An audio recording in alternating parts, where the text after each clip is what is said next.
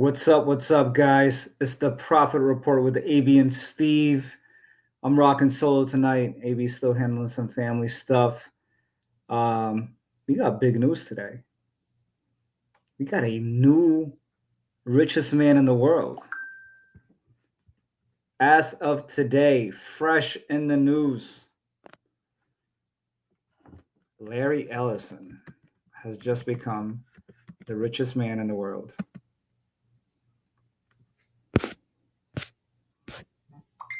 This is the Oracle founder.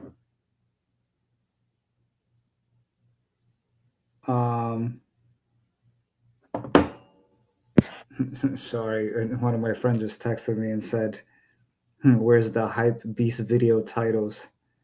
Gotta play the algorithm games, man.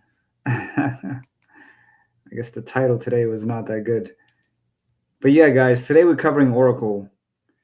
And Larry Ellison, who founded Oracle, just became the richest man in the world after a $101 billion gain. So Oracle had a quarterly earnings report that came out yesterday. And as a result of that news, and we're going to discuss what that news was, the stock soared about 40%, at least the last that I heard. Might have went up since then. Let me see. I thought I'm a Bloomberg subscriber. Let me see. I think I am. Hopefully I am. Am I?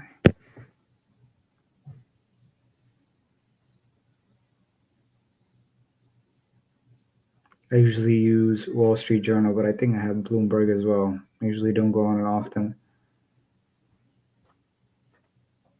No. All right, so maybe it's not under this account.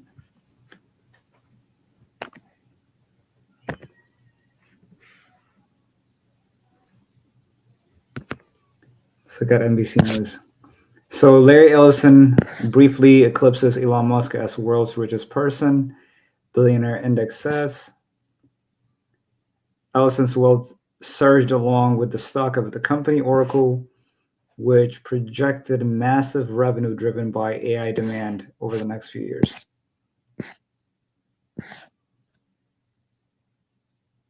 So the stock soared 43% at one point. By the end of the trading day at 4 p.m., Ellison wealth increased nearly 90 billion to a total of 383 billion, just shy of Elon Musk's fortune. So he did have the title for one moment, but then Elon is still the richest person in the world at this point. But he did take the title for a brief minute. Behind Ellison and Musk in the rankings. Okay, so let's talk about something else. But we're going to talk about why did the stock soar 43%. So we've said this before. Every publicly traded company, they are supposed to do quarterly earnings. And yesterday, this is a calendar that shows you the earnings report for companies. Yesterday, September 9th, Oracle, GameStop, Synopsys, and I don't know what the other company is, and then AeroVironment also reported. So we're going to dive into their quarterly report. What exactly did they report, and why is it such a big news? Why is the stock soaring as much as it has? Before we do, though, I mean, does anybody know what Oracle does? I mean, I've used Oracle before as far as at work as a database system. But I mean, gotta look up what they do first. What does Oracle do? Let's have AI. So Oracle Corporation creates and sells enterprise-focused cloud application and cloud infrastructure, including its well-known Oracle database and cloud services for businesses. The company offers a range of hardware, software, and cloud solutions, covering areas like ERP, so it's like SAP and JDE, Office ERP, human capital management, and then CRM system and supply chain management to help companies manage their data and processes. Cloud application, so they offer that. Oh, what's up, San? How you doing? We're covering Oracle today. I don't know if you've seen the news, but their stock soared, and as a result of that, Larry Ellison, who co-founded the company, became the richest person, surpassing Elon for a moment. And then now Elon is back on top as the richest person in the world. So we're covering that company that he co-founded and seeing if it's worth investing in. And hopefully we get educated at the end of this session. I am good, San. I am good. I am doing fantastic. We're trying to get this money. So I had a few people hit me up talking about Oracle. They're like, yo, is it a good investment? I'm like, you know what? To be honest with you, I don't know much about Oracle. So we're going to dive a little bit into it and see what we can learn. All right, so database software, the world's most popular enterprise relational database management system. So they also have hardware. So how it helps businesses. So it provides a reliable and scalable platform to store, manage, and analyze large amounts of business data. Okay. And process automation. It says it enables companies to automate and standardize their business process. Okay. And strategic decision making, offers real-time visibility into business performance, and creates an end-to-end offering where applications and infrastructure work together. And future-focused technology continuously invest in AI, machine learning, and advanced technology to provide innovative solution. The stock alone today, guys, it killed. It killed. If you had Oracle stock today, man, you came up. And I mean, this whole year has been doing really well, but today was a nice little come up. So, sheesh.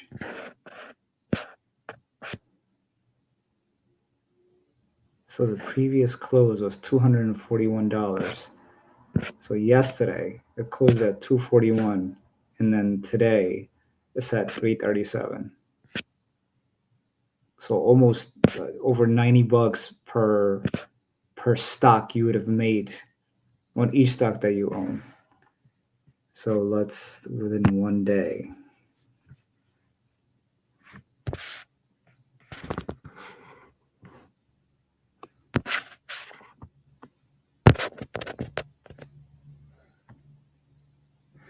Yeah, within 5 days, it has gone up 46%. And for the year, it has returned 110%. So that essentially means if you had $1,000 with the stock, you would have had at the end of it about 2,100, which is pretty good. So imagine when you have bigger money, you're doubling your money within 1 year. It's pretty good. So it's been doing really well within the last year, but just within the last 5 days, a 46% return. Earning per share is $4.35. Not huge. And then the first year target estimate, actually, 1 year target estimate is 320, and already has surpassed that. Because if we look at analysis, because we got sometimes, with stocks, it's hard to, because look at the analyst, right? The analyst had determined, look how many analysts had covered this. And they had, so there's 39 analysts covering the stock. 6 had recommended it to be a strong buy, 23 said buy, and 10 said hold. And the average consensus was 320 and already has passed that consensus. This is future estimate. And what's even more surprising is it currently just reported its quarterly earning, and it missed it actually. See this red tab right there? This right here, they actually missed their earning per share estimate, which usually has a negative effect, but hasn't. And now we're going to dive into why that is. But yeah, it has outperformed most of the analyst estimates. There are some analysts that said it could go up to all the way to 410, but the average consensus out of the 39 people they estimated, but it has surpassed their expectation. So we're going to look at their quarterly earnings report, and we're going to see what did people see that they are so optimistic about, and if it has more room to grow. I mean, that's what people want to know, right? It's like, can I make money on this? I mean, that's what I want to know. I want to invest too. So we're going to go to their website. So this is the 10Q. This is fresh report right here. So we're going to look at their quarterly report. This is what ended up having their stock go crazy and having Larry Ellison be the richest man in the world for a moment. So we're going to see what they were talking about. All right. This is their 10Q. This is their quarterly report. We're also going to learn more about the company as we review this. So this company is based in Delaware, but their main office is actually in Austin, Texas, Oracle Way. All right. So let's keep going. Let me maximize it a little bit so you guys could see. All right. This is just mumbo jumbo. We don't need to look at that. Oh, they get right to the money. Sheesh. Okay. Well, they go to the balance sheet right away. All right. So as of August 31st, 2025, $10 billion in cash. Total current assets about 24 billion. Not bad. Non-current assets. Oh, they do have a lot of property. They have $53 billion worth of property, plant and equipment. Okay. We're going to look at what that is as well. Goodwill, they have 62 billion. So that means they have acquired a lot of companies, or they have acquired a big company in the past before. They have some deferred tax assets. These are benefits that they could capitalize on in the future. So that's why they recognize it, but they're not going to be able to recognize it within this year. So total assets, they have $180 billion right now. Let's look at their liabilities, things they have to pay within the current year. So notes payable, accounts payable. So all these payable that you see, the only thing that you should take away from this is current liabilities means these are payments they have to make within 1 year. So the total current liabilities number right here, that 39 billion, is what they have to pay within 1 year. Now, there's a ratio that is used in finance. It's called current ratio. You look at current asset divided by current liabilities, and you want that number to be high. The higher it is, well, you don't want it to be too high because then you're not managing your money well, but you want that number at least to be over 1. In this case, they have more current liabilities than they have current asset, which is a negative. So that means you're not able to meet your current obligations as well. So that's not good. So that's one red flag right away. So that doesn't explain why the stock went up, because that's a negative. All right, and then the current liabilities. These are things that they owe but don't have to pay right away, long term. 115 billion. I mean, they have a lot of debt as well. So when you compare the total assets over the total non-current assets, and you take goodwill out of it because that's not really value, that's 122 billion to 115. So they're almost at 1. So that's not impressive either. Okay. All right. So far, I'm not seeing anything exciting thus far as from the balance sheet. All right. So money-wise, let's see. 3 months ended in August 31st. So this is just a quarterly report. So from cloud services, they made 7 billion. The previous year, they made 5.6. So it is an increase. Software, 5.7 billion. That stayed the same from the previous year. Not much has changed. Hardware, it went up a little bit, but nothing significant. Services also went up a little bit, but nothing significant. The only major thing that happened is revenue from their cloud service went up by $1.5 billion from quarter to quarter. So that's good. But now operating expense, 3.6. Okay. Went up a little bit because obviously they sold more. Hardware went up a little bit. Services, sales, and marketing, that also went up from the previous year, but that makes sense. They made more money. So you see why they had more expense. So total operating expense. So they made 14.9 billion, essentially 15 billion, and they had expense of 10.6. So their operating income was 4.2 billion. They had some interest expense. They paid 923 million just for interest. So because they have a lot of loans, and net income is 2.9 billion. So for the quarter. So I want you to guys keep this in perspective. So they made almost $15 billion and their profit was only 2.9.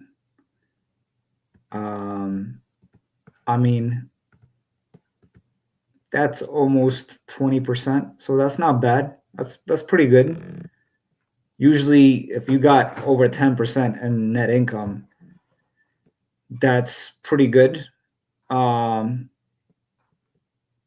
it's nothing like to be like, oh my God, I have to buy the stock right now. It's not like that. It's like, oh, okay, they make it like we saw McDonald's. McDonald's had better net income percentage than this company. So thus far, again, I don't see why the stock has soared. Like I'm looking at the quarterly report. There's nothing that screams why is the stock went up. So we have to look more. Okay. What else? Common stock and additional paid capital, stock-based compensation. They did pay some dividends, $1.4 billion just for the quarter. Let's see. All right. So cash flow statement, just from operating activities from their business, they generated 8.1 billion. This is this number right here. Net cash provided by operating activities, which went up from the previous year by about 700 million. So that's good. Investing activities, let's see. So this is things that they invest in. It could be properties. It could be, so look, they bought some marketable securities. This is actually other investments. They spent 471 million on that. They made some capital expenditures. So this could be buildings. This could be, we're going to look at what exactly comprised of, because capital expense. So they made big investments. They spent $8.5 billion, a majority of their money actually. So they're making huge investments. We're going to find out what that is compared to the previous year. So they're doubling down on something. So they spent 8.7 billion investing, financing. Let's see if they took out more loans. Payments for repurchase of common. So they spent about $95 million buying their own stock back, and they issued more shares. So again, just to give you guys more context, a company initially is authorized a certain amount of shares, but they don't issue it all at once. So they keep some for themselves. And then later down the road, if they think, hey, we need to raise more money, they could issue those stocks again and make money that way. So this is what's happening right here. Proceeds from issuance of common stock. So they made $1.1 billion from issuing more stock. Okay. They paid $1.4 billion in dividends to stockholders. They repaid some debt that they have, 2 debts. And then other than financing activities, they made 1.85 billion. Okay. And then at the end, They sat with 10.4 billion. Again, I don't see nothing impressive thus far. We're reviewing Oracle in case you're joining, guys. Thus far, I don't see nothing that's impressive. So what is causing the stock to go bananas? What's happened? All right.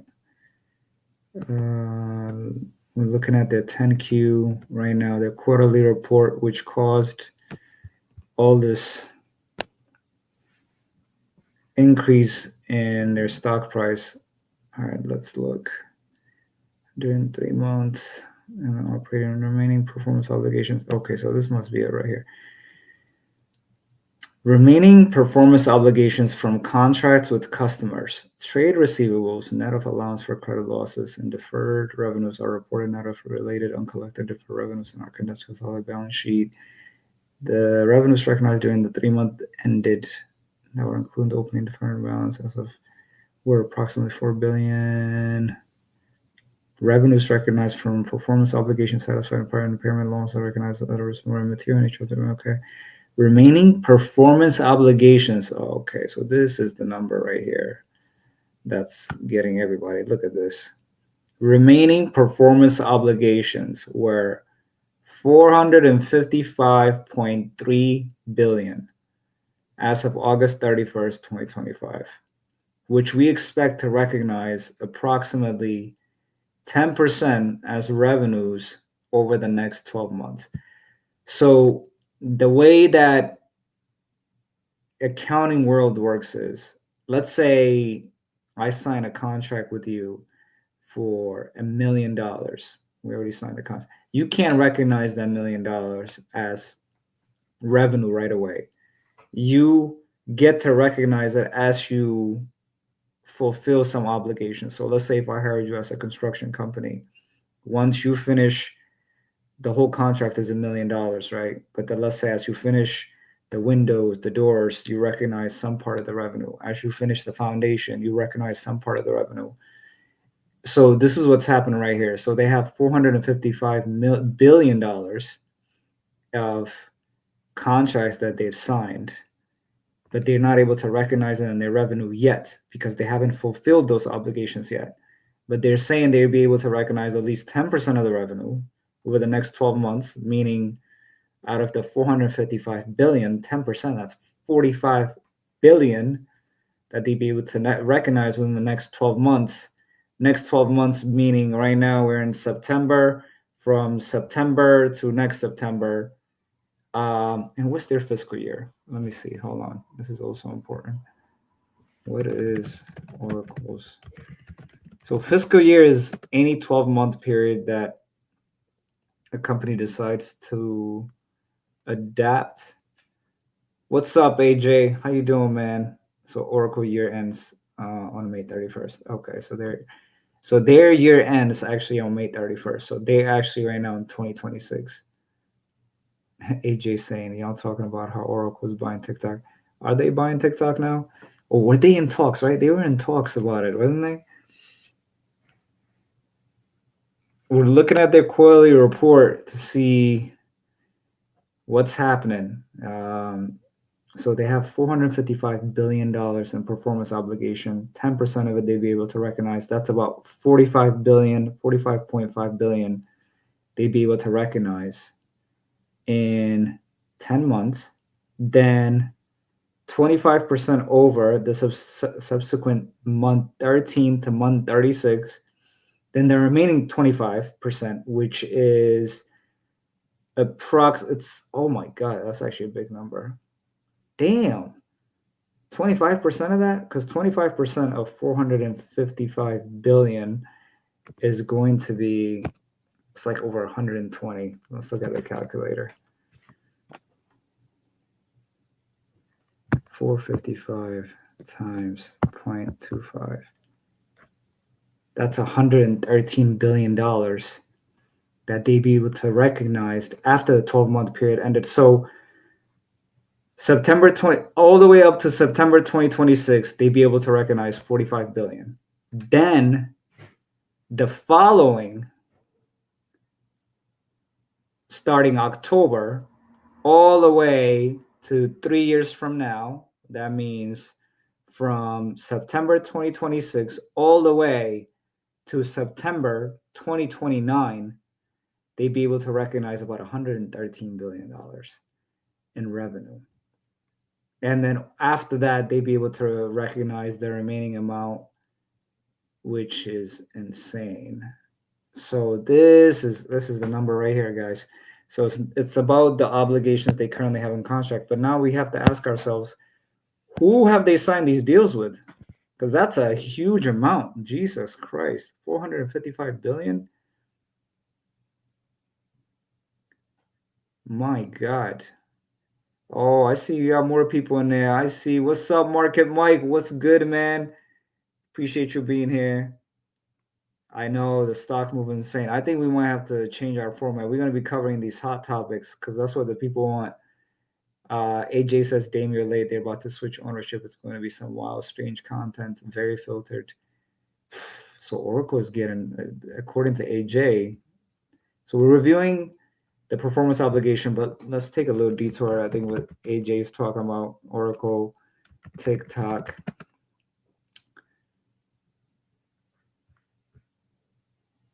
So Oracle has an established and evolving relationship with TikTok, where it serves as the custodian and manager of the US user data and the underlying cloud infrastructure for TikTok's American operation, a partnership known as Project Texas. While the specific terms of this arrangement has been subject to negotiation debate with the US government, Oracle's role is central to addressing national security concerns.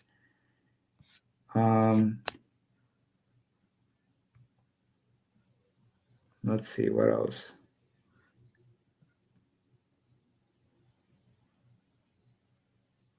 This is from 8 hours ago. Oracle emerges as most likely TikTok buyer. Oh, this is from March 17, though.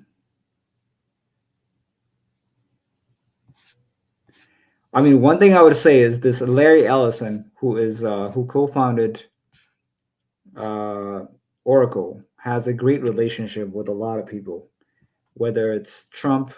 And, this is also important because this is why they're getting a lot of contracts. So if we look at Larry Ellison relationship with Trump.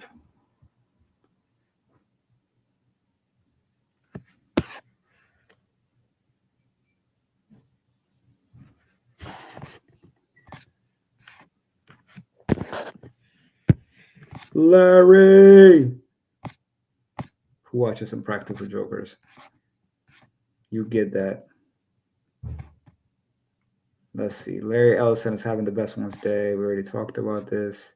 So he's 81 years old, is the largest individual shareholder, and whose stock is having its biggest single day gain since 1992. His wealth stands at 393 billion, surpassing Musk, who has a measly 385 billion. That's funny. Measly. All right, they talk about how it started. So he stepped down as CEO in 2014. So the company announced Tuesday that it signed 4 multi-billion-dollar contracts with customers during the quarter and expects to sign several more in the coming months, propelling the stock. But it's not all work and no pay.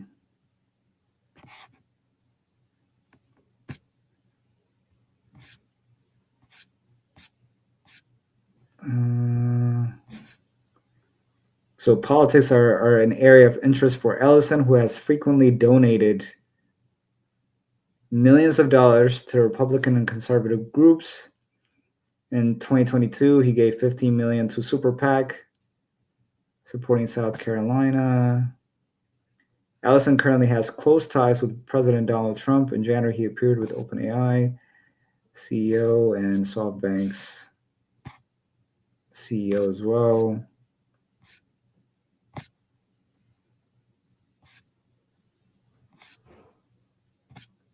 All right, so back to the earnings report. I didn't really see anything about the TikTok thing. AJ, let me know if you see something. I mean, some of the articles that I'm reading at is from March. I didn't see anything recent. Let me know if you have a link. All right, so guys, this is the biggest reason why people are going crazy is the amount of contract that they sign. But then we got to look deep into what contract they sign, because this is big money. Because we just looked at their revenue, how much they made this quarter, 14 billion. And I mean, if they're making this kind of revenue, that's going to be a huge change. Because I'm telling you, currently, look at their financial statement, there's nothing impressive aside from the contract. Okay, let's see. Hopefully they talk about these contracts in detail.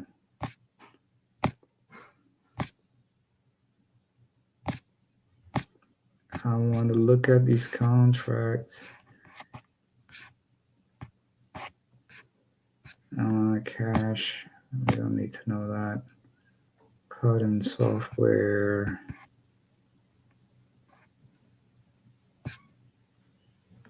Restructuring plan, nope. Deferred revenue.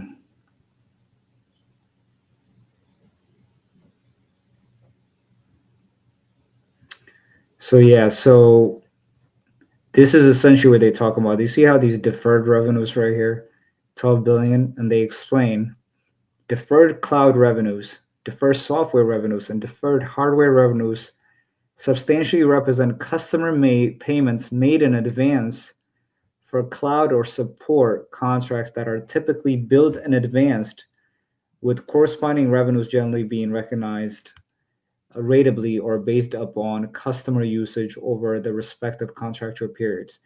Just because, so in accounting, they call it accrual accounting, meaning you could not recognize the money even if you got paid, but if you didn't perform the obligations that you expected of you, then you can't recognize the revenue, because then you would have to pay the money back, or you haven't earned the money. So the earn part. So that's why it's called deferred. So they could possibly earn it, but they haven't earned it yet. So this is what's causing, so this is most of their revenues coming from right here, is that deferred portion.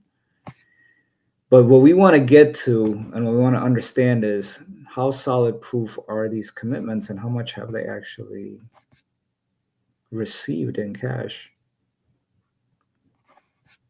Let's see, stockholders equity. So another thing, since we're learning, so it says our board of directors has approved a program for us to repurchase shares of our common stock. As of August 31st, 2025, approximately 6.3 billion remained available for stock repurchase pursuant to our stock repurchase program. They repurchased 400,000 shares for 93 million during the 3 months ended August 31st, 2025, and 1.1 million shares for 150 million during the 3 months ended August 31st, 2020, under the stock repurchase program. So you got to take that in consideration too, guys. They're buying their own stock back as well. And then the way the stock market also operates is, there's more demand, stock soars. So they themselves, the company itself, within the last 3 months, has bought about 1.5 million shares for 150 plus 93 for $243 million. Our stock repurchase does not have an expiration date. And in September 2025, the board, how much volume was trading today? Because if they bought,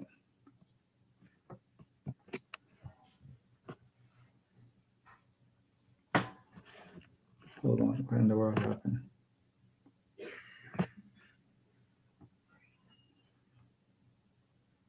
I lost my screen for a second. So during the first quarter of fiscal 2026, again, guys, they have a different fiscal year. So their fiscal year ends May 31st. So their new year started essentially on June. So they're in 2026 already. So they issued 2 million restricted stock-based units and stock options for 1 million shares of common stock. These are like for employees, like you could earn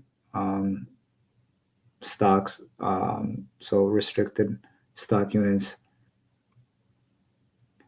AJ says, I got to tell you, I like Oracle. The software is solid.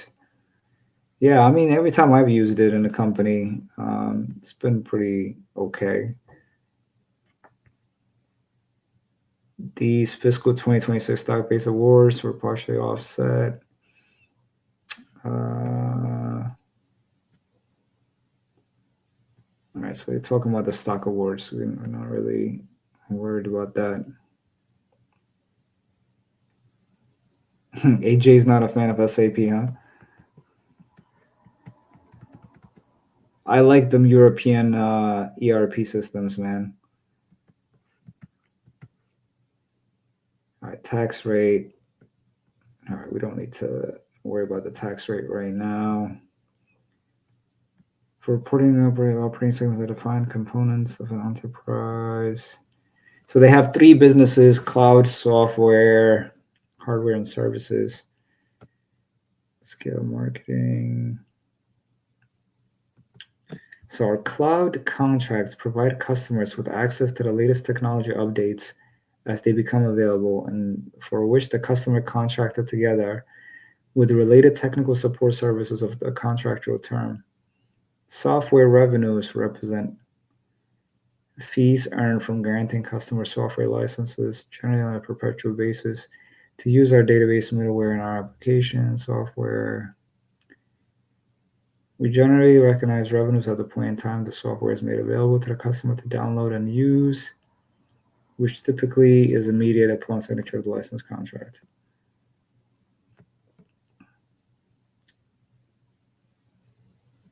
It says costs associated with our cloud and software business are largely personnel and infrastructure related, including the cost of providing our cloud and software offerings, salaries and commissions earned by our sales force for the sale of our cloud and software offerings, and marketing program costs.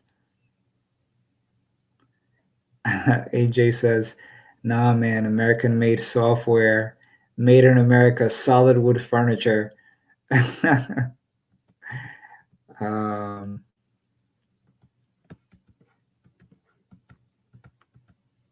Our service business provide a service to customers to maximize performance of their investment in Oracle applications. We do not track our assets for each business. Okay. Cloud and software. Oh yeah. It's Happy New Year in Ethiopia, by the way. It's a new year in Ethiopia. Happy New Year to all my Ethiopians, man. Shout out to y'all. AJ, thank you for the reminder. So cloud 3 months ended. Yeah, the margin on their business is not that great. I mean, revenues, well, all right, so for the cloud, 7.6 billion. I mean, yeah, that's pretty good. But when we looked at the overall financial statement, though, their margin wasn't that high. And here, the way that they have posed it, it looks pretty nice. Because their cloud system is making 7.6 billion on a 12.9 billion revenue. Hold up. So why was their net income so low? That don't make no sense. If you're making that much margin. The margin reflects only direct controllable cost of each line of business and do not include allocations of research and development, general and administrative, and certain other allocable expenses. Additionally, the margins reported above do not reflect the amortization of intangible assets, acquisition of related other infrastructure. Okay. But so now that makes sense. So it doesn't include general and administrative costs, other things, but in general, just the business without taking those costs is very profitable based on these numbers. Okay, but you still have to take the other cost in consideration. All right, we want to look at these contracts. Where are these contracts? Oh, so there is a legal proceeding as well. Okay. On August 14, 2020, the Privacy Collective, a foundation having its registered office in Amsterdam, filed a class action lawsuit against Oracle, Salesforce, and it claims damages under a number of categories, including immaterial damages at a fixed amount of 500 per Dutch internet user, material damages and the cost of loss of control over personal data that should be equated to the market value of the personal data for parties like Oracle dependents, compensation for losses. So they have a class action lawsuit against them. They filed a defense on March 31st, 2021 and December 29, 2021. Looks like on June 28, 2024, the Court of Appeal overturned the district court's decision regarding admissibility that permitting the case to proceed. The Court of Appeal issued a judgment confirming or admissible and referred the matter back to the district court. Oracle filed a statement of appeal in December 28, 2024. And a counter appeal. All right, so how did it end? Expect to further. This matter is scheduled to be heard on September 26th with the date to be set for the issuance of the opinion. All right, so they got an ongoing case for a class action lawsuit. The next matter is scheduled to be heard on September 26th. Oh, on my birthday. Other litigation. They are party to various other legal proceedings and claims. They don't mention exactly. All right, we need to look at these contracts. Were you guys going to talk about these contracts, man? Our cloud and software business represented 86% of total revenues. Okay. What surprises me, though, is these contracts. I mean, they did a quarterly report 3 months prior. I mean, that should have been obvious, unless they signed new contracts since then. They must have signed new contracts, because why the stock would go up that much? We're going to look at that as well.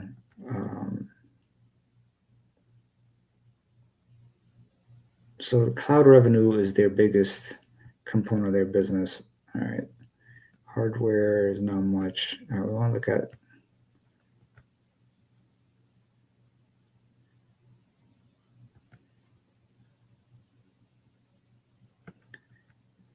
Thank you, San. Appreciate you saying Happy New Year. Thank you so much. AJ says AB and Steve got the podcast. It's a yappy New Year for them. AJ. Acquisitions. All right, so they made some from time to time since 2017. We have made investments in Ampere Computing Holdings, an equity method investee in the form of equity and convertible debt instruments. An ownership interest of approximately 20%. What the hell is Ampere Computing Holding? So it's an LLC, so it's a private company.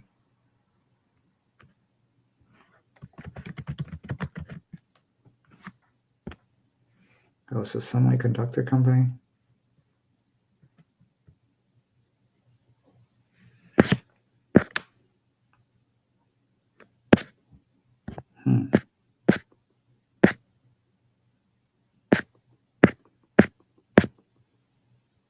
So they have a 20% stake in this company as well. It's like they make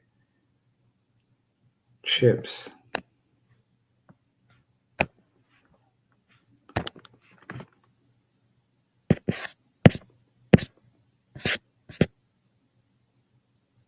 Okay. Now it looks like SoftBank is a company from Japan. They invest in everything, almost in everything.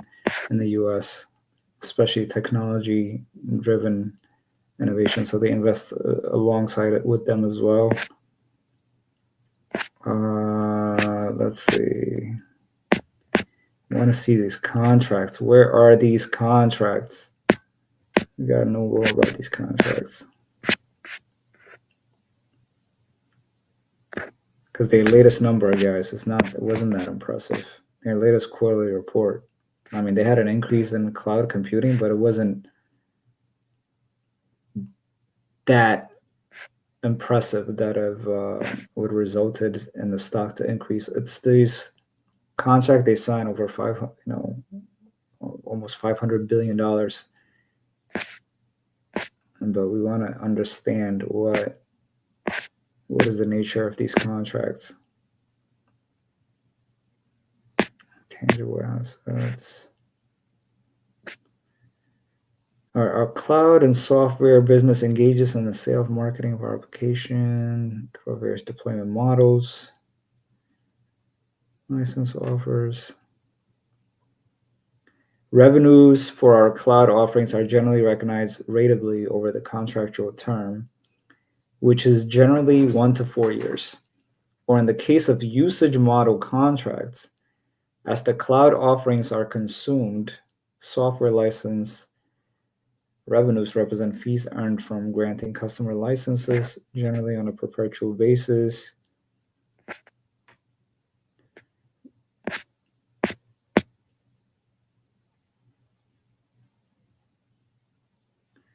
Yeah, AJ, I'm talking about contracts Oracle has, because that was the biggest reason why the stock went up. They have these contracts that they have signed, which they have to still meet their obligations, but they're going to be able to recognize those revenues over the next 5 years. And that's been the biggest reason the stock has climbed, because they got about $500 billion in contracts over the next 5 years. But what I am trying to get to is, these contracts obviously didn't come out of nowhere. We're going to look at their previous quarter report to see if they reported those, or if they had signed new contracts since their last quarterly report. Because looking at their revenue, looking at their balance sheet, their margins, nothing has been super impressive. Our cloud.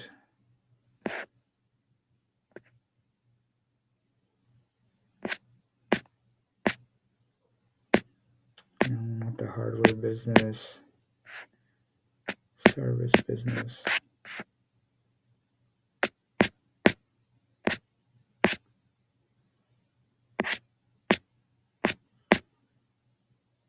Restructuring.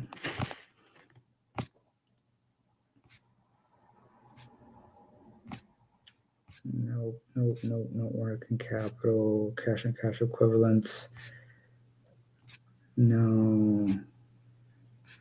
All right, contractual obligations. During the first quarter of fiscal 2026, there were no significant changes to our estimates of future payments under our fixed contract obligations. Part 2. Other than an increase in lease commitment. Okay. All right, remaining. This is the part I was talking about. Remaining performance obligations were $455.3 billion and $99.1 billion as of August 31st, 2025 and 2024.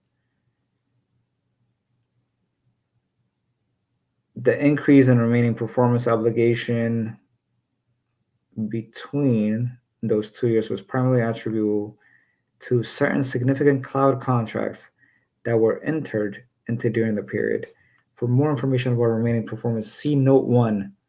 All right, we're going to look at Note 1. Condensed financial statements included elsewhere in the quarterly report. Note 1. All right, let's find Note 1.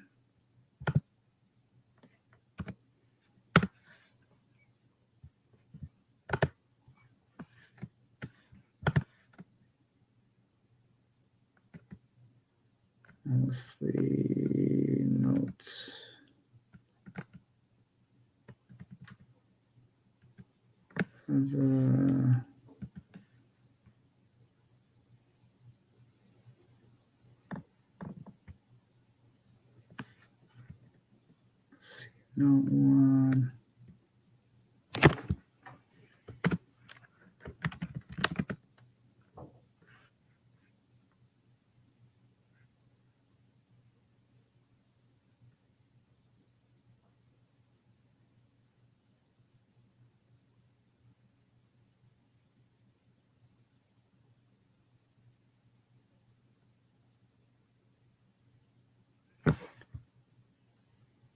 Oh, refer to it on the 10K. Oh, okay.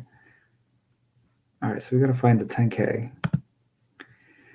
Yeah, I know I could use AI. I wanted to look at it myself. Work with 10K.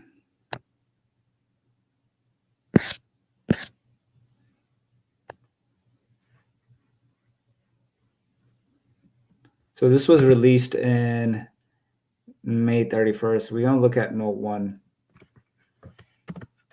This is what it's going to tell us what the contract's composed of.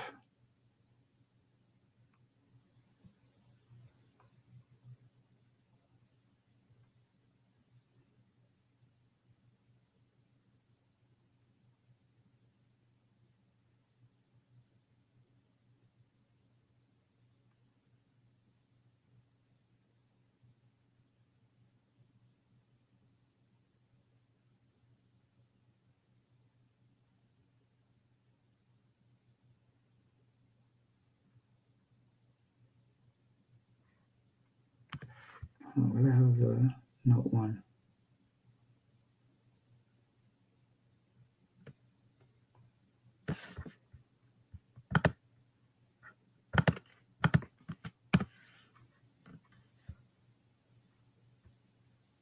Table of contents.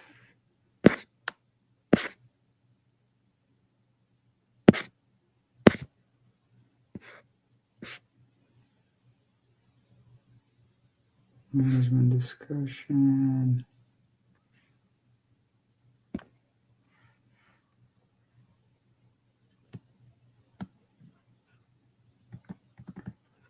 Let's see.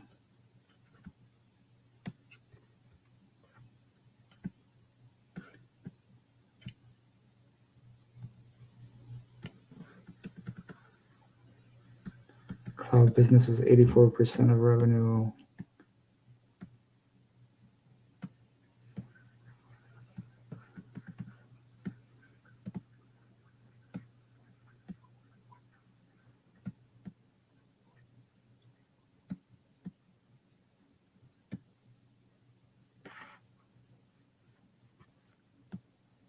Note one.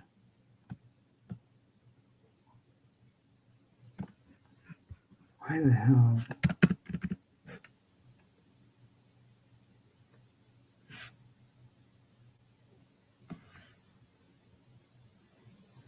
Oh, this is ridiculous. Hold on. What page on the local 10K can I find note one?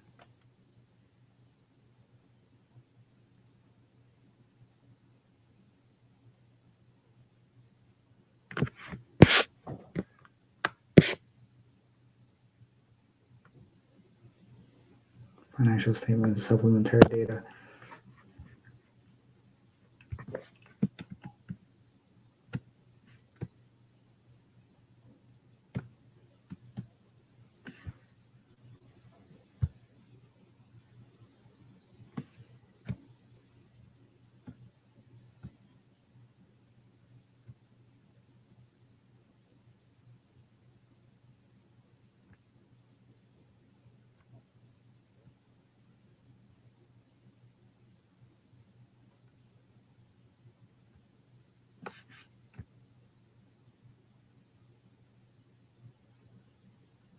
Sorry, guys. I'm trying to find this note one. It's taking longer than I wanted to.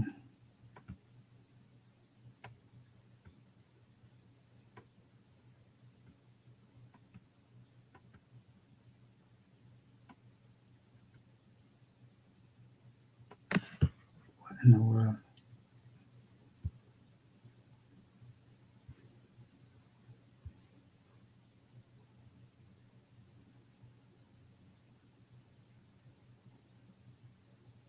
Notes to the consolidated financial statement.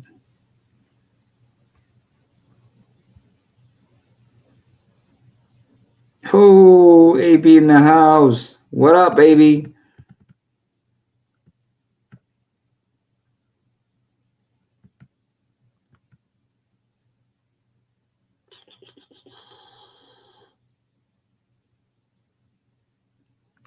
It's 2018 in Ethiopia, guys. Happy New Year, man.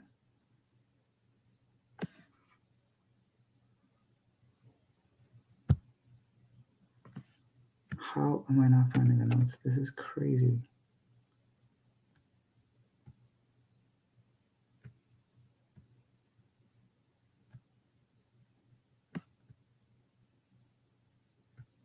AB, what time is it over there? Is it morning time now? All right, let's look at, I'm gonna have to use, let's do ChatGPT.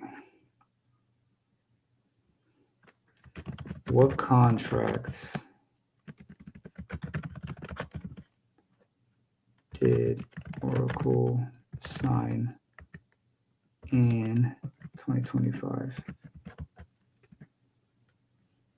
for their cloud computing? Give me detailed information and how much money they received already from these contracts.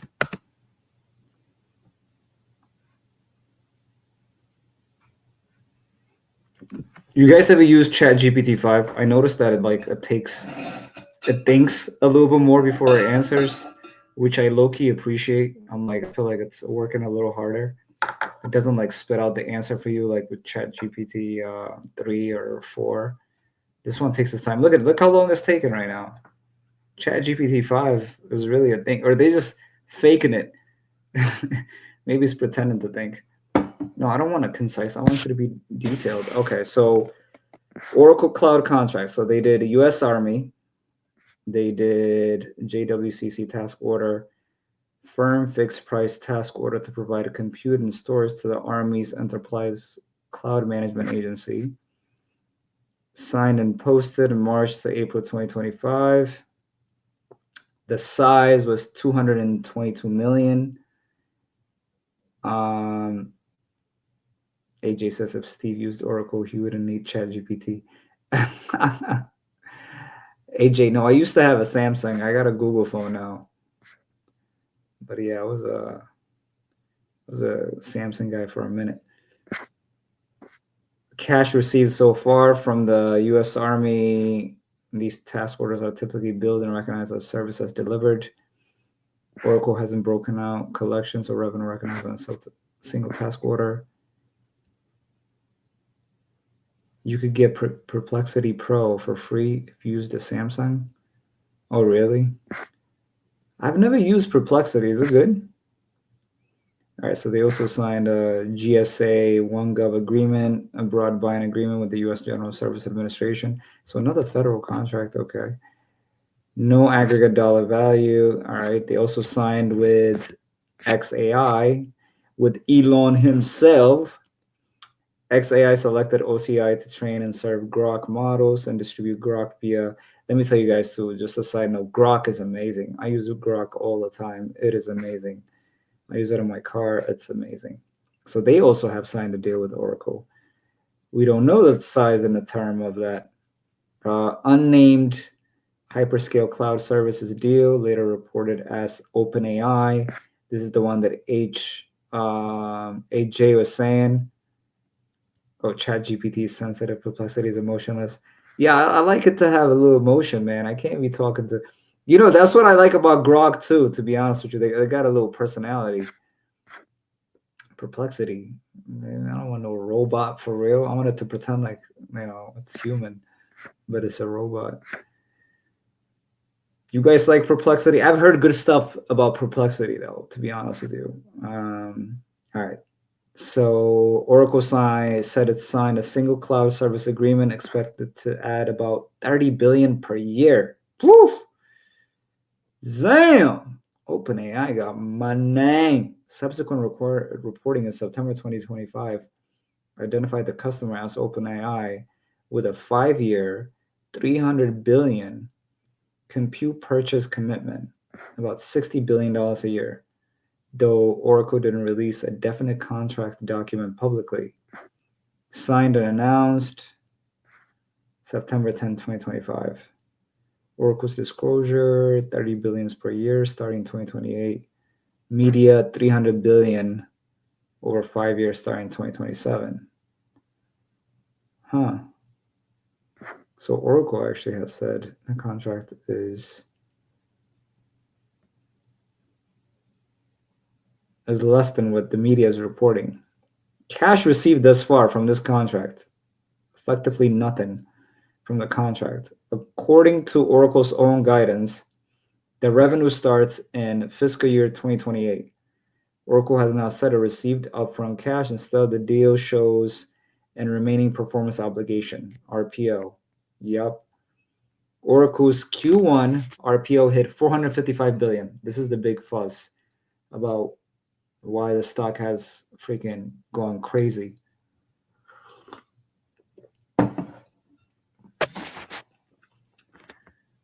So it says RPO hit 455 billion, reflecting massive bookings, but cash collections by contract are not broken out because we didn't see that in the balance sheet. Let's say how much money has Oracle received already for the Army JWC task order, 222 million. For X, nothing yet. For OpenAI, nothing yet. How can these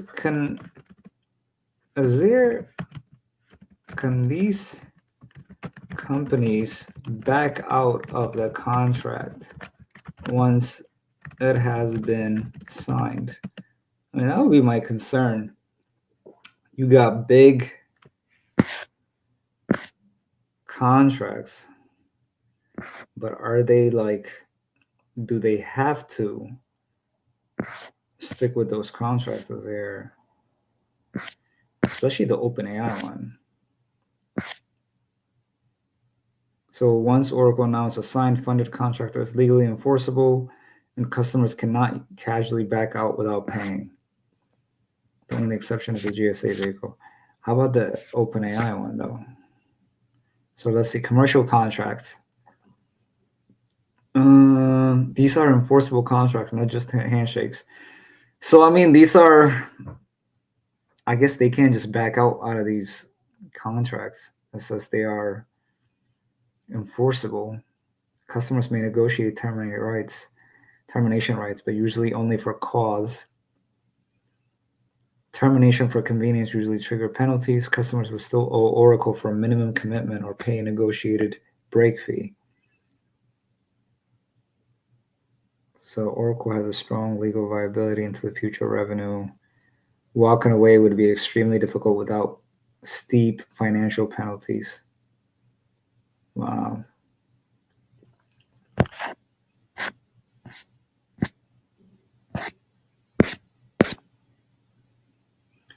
I want to see, did they not report this in the previous 10K? Well, I guess that's their annual statement was September. So their year began in June. So in June, July, August. Oh, so this is their first quarterly report since then. Let's see, did they report it in their annual statement? Let's see.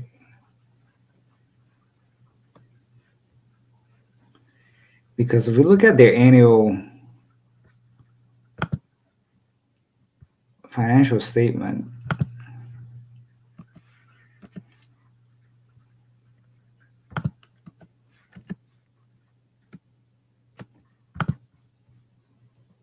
Index the financial statement.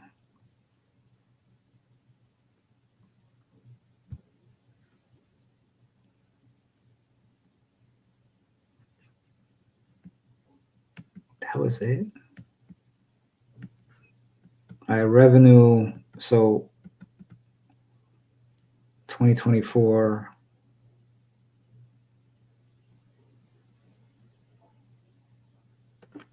Hold on. I should be looking at 2025. What is this?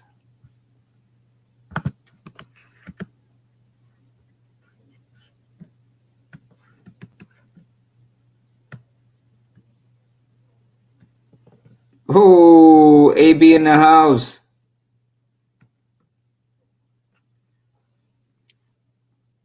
What up, dog? Can you hear me? With that weak ass audio, I could hear you. Oh no, dang. You doing well with the last time with the audio, man. It's whenever you sit on that computer. All right, let me come back in. Hold up.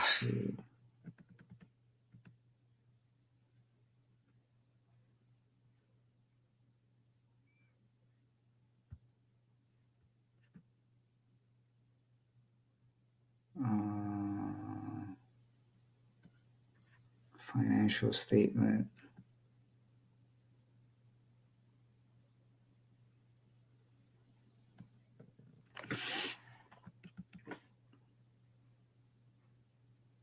Current asset. Cash and equivalents 10.4. Total current assets 22 billion.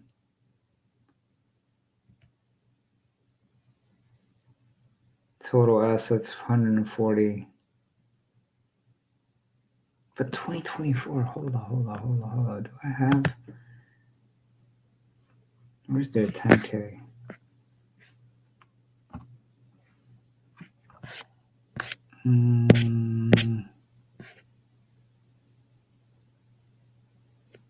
That boy is joining from a Motorola Razr. Straight up.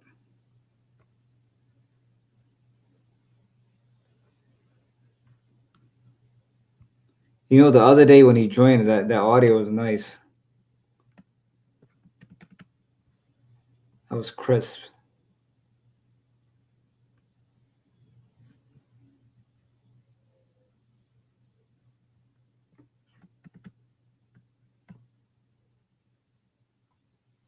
$2024.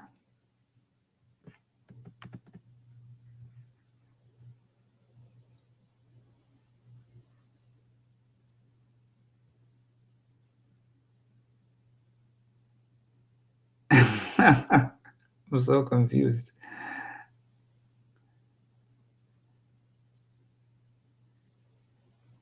Round 2, AB.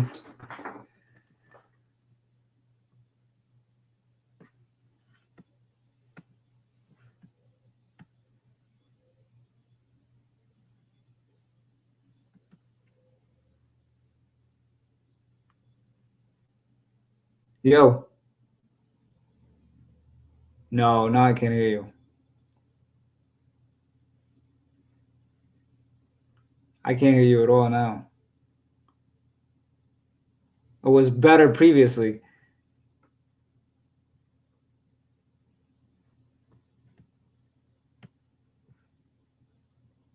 AB looking like an aunt.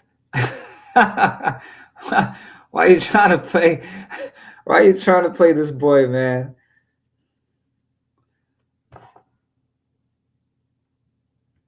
Why are you trying to play this boy?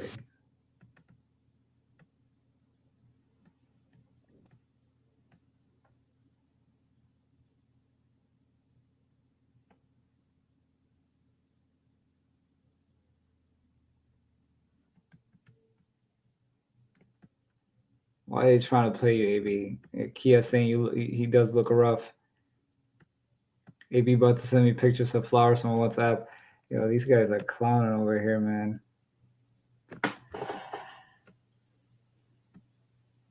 AB, try again, bro. Come back, come back. You gotta fight back. You can't let these jokes just roll off. You gotta get these boys.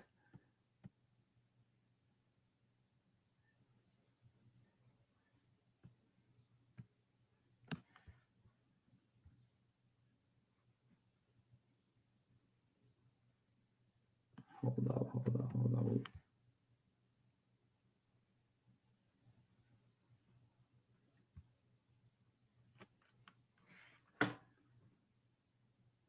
So hold up, hold up, hold up, hold up, hold up.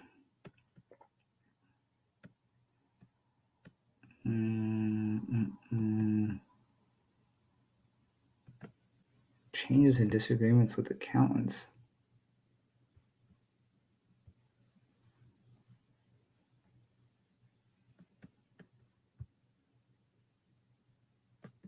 Term and Exchange Act under the supervision of participation. Policy based on resulting financial effective.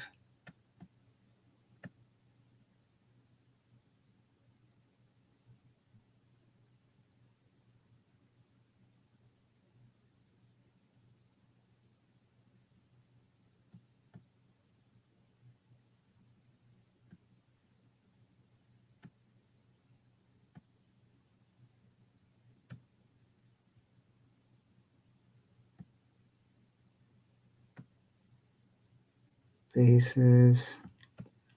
Who's their auditor?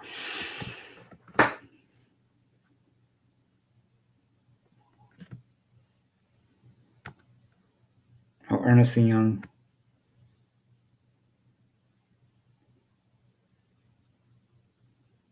Oh, these guys are clowning over here.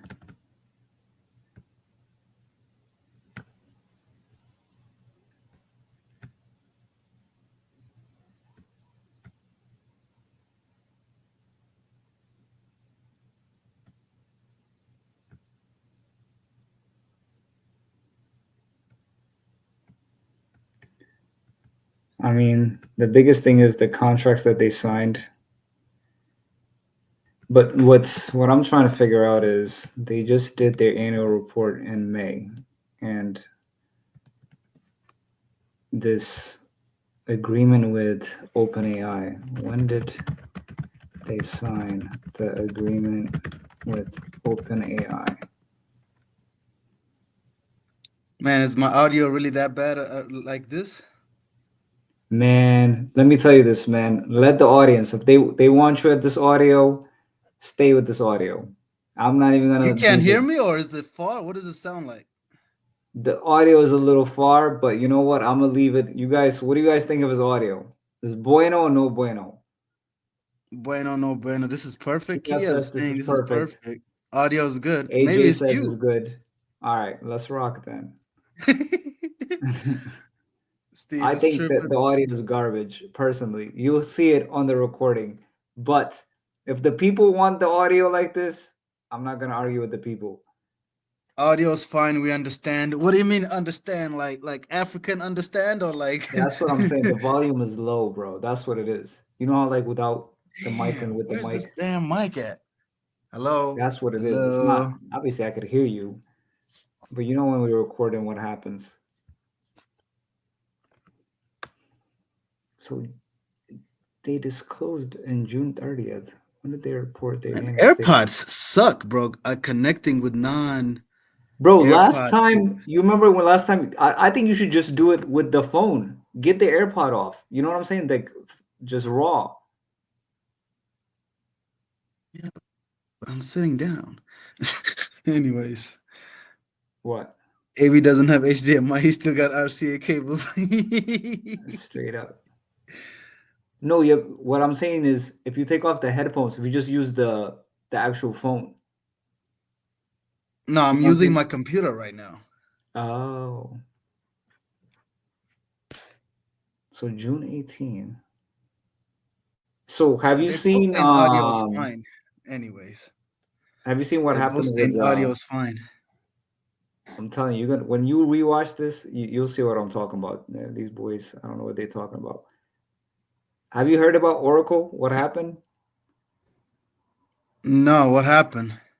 Oh man, the richest man in the world changed hands today, man. Oh yeah, Elon lost his shit. I briefly read that, but what happened? Like their stock went crazy? Oracle stock went up 40%, bro. 40%, dog.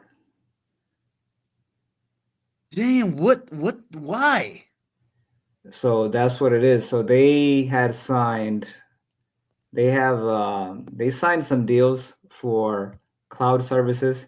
They have $455 billion in contracts that they've signed for future performance. The biggest one being with OpenAI, and they just inked the deal on June 30th, 2025 for $300 billion. That's the major reason. Because I looked at their quarterly report. I'm like, numbers were like net income was like close to 20%, but the balance sheet was weak. They didn't even have enough current asset to meet current obligations. Cash was kind of weak. I mean, compared to like what their stock is and stuff, right? I mean, they have about $10 billion in cash, a lot of debt. The biggest thing is this right here. These I don't even know. I know Oracle in so many different things, but what's their like bread and butter? cloud cloud services. Apparently, they do cloud hosting for like AI companies. So they signed a deal with Grok. They signed a deal with OpenAI. So those are the two biggest deals. That they also have like some deals with the military and stuff, but that wasn't that big. It's really You're the talking about like OpenAI. cloud storage, It's yeah. You know, when you right? think, It would let's see, have to what be cloud exactly? storage. Well, but isn't that like AWS and Azure? Aren't there those are the two big boys? I thought like Oracle did maybe the software to move stuff around to the clouds. Because I don't think they actually do the hosting. I don't know. What exactly? You know what's funny with the audio? I think it was my audio that was messed up. I just put my volume up, and you do sound good. So maybe it's me. My God. That's what I'm saying. Like they both were saying audio is fine. So I'm like, My audio was bad. That's what it was, bro. I just put my volume up because I'm like, yo, why can I not hear this dude? Oh shoot, my bad. That's on me.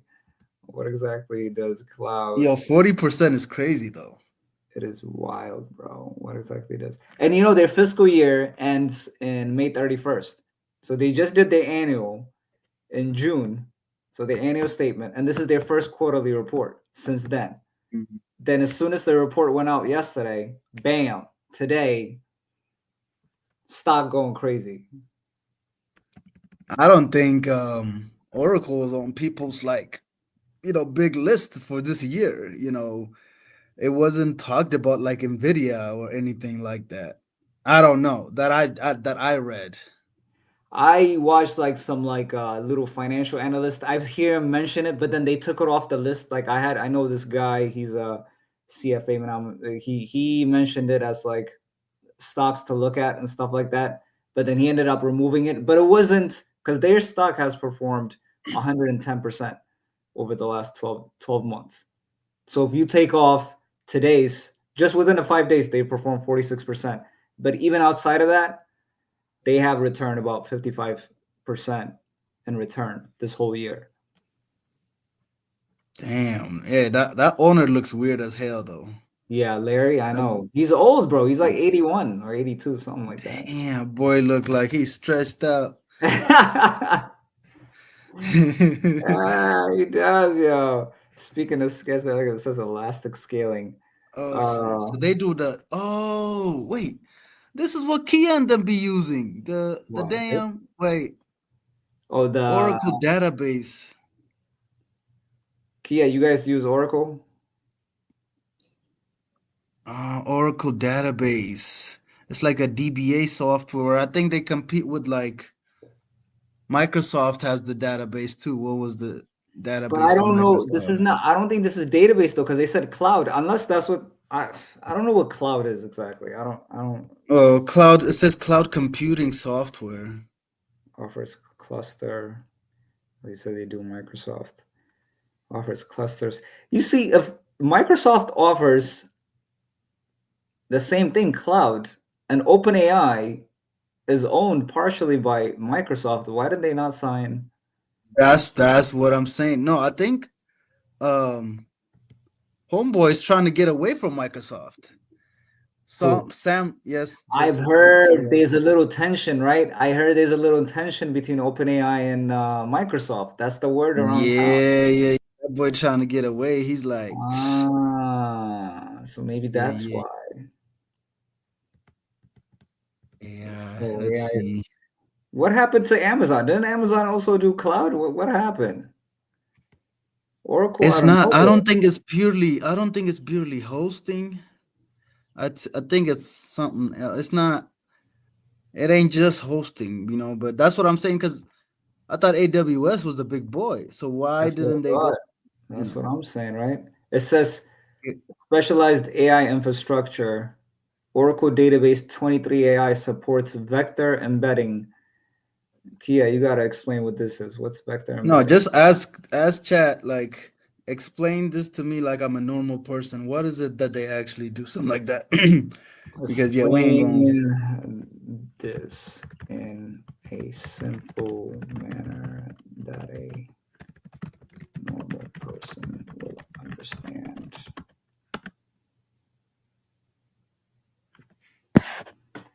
So Oracle rents out huge amounts of computer power, mainly superfast chips called GPUs that are needed to train AI systems. Instead of buying all the hardware themselves, companies just log in and use Oracle machines. Okay. The computers are linked with very fast networks, so thousands of them can work together as they were a giant brain. That's important because modern AI is trained on billions of words, images, and videos at once. Ready-made AI tools where you could use AI without building it from scratch. For example, business can grab pre-built AI models and adapt them to their needs.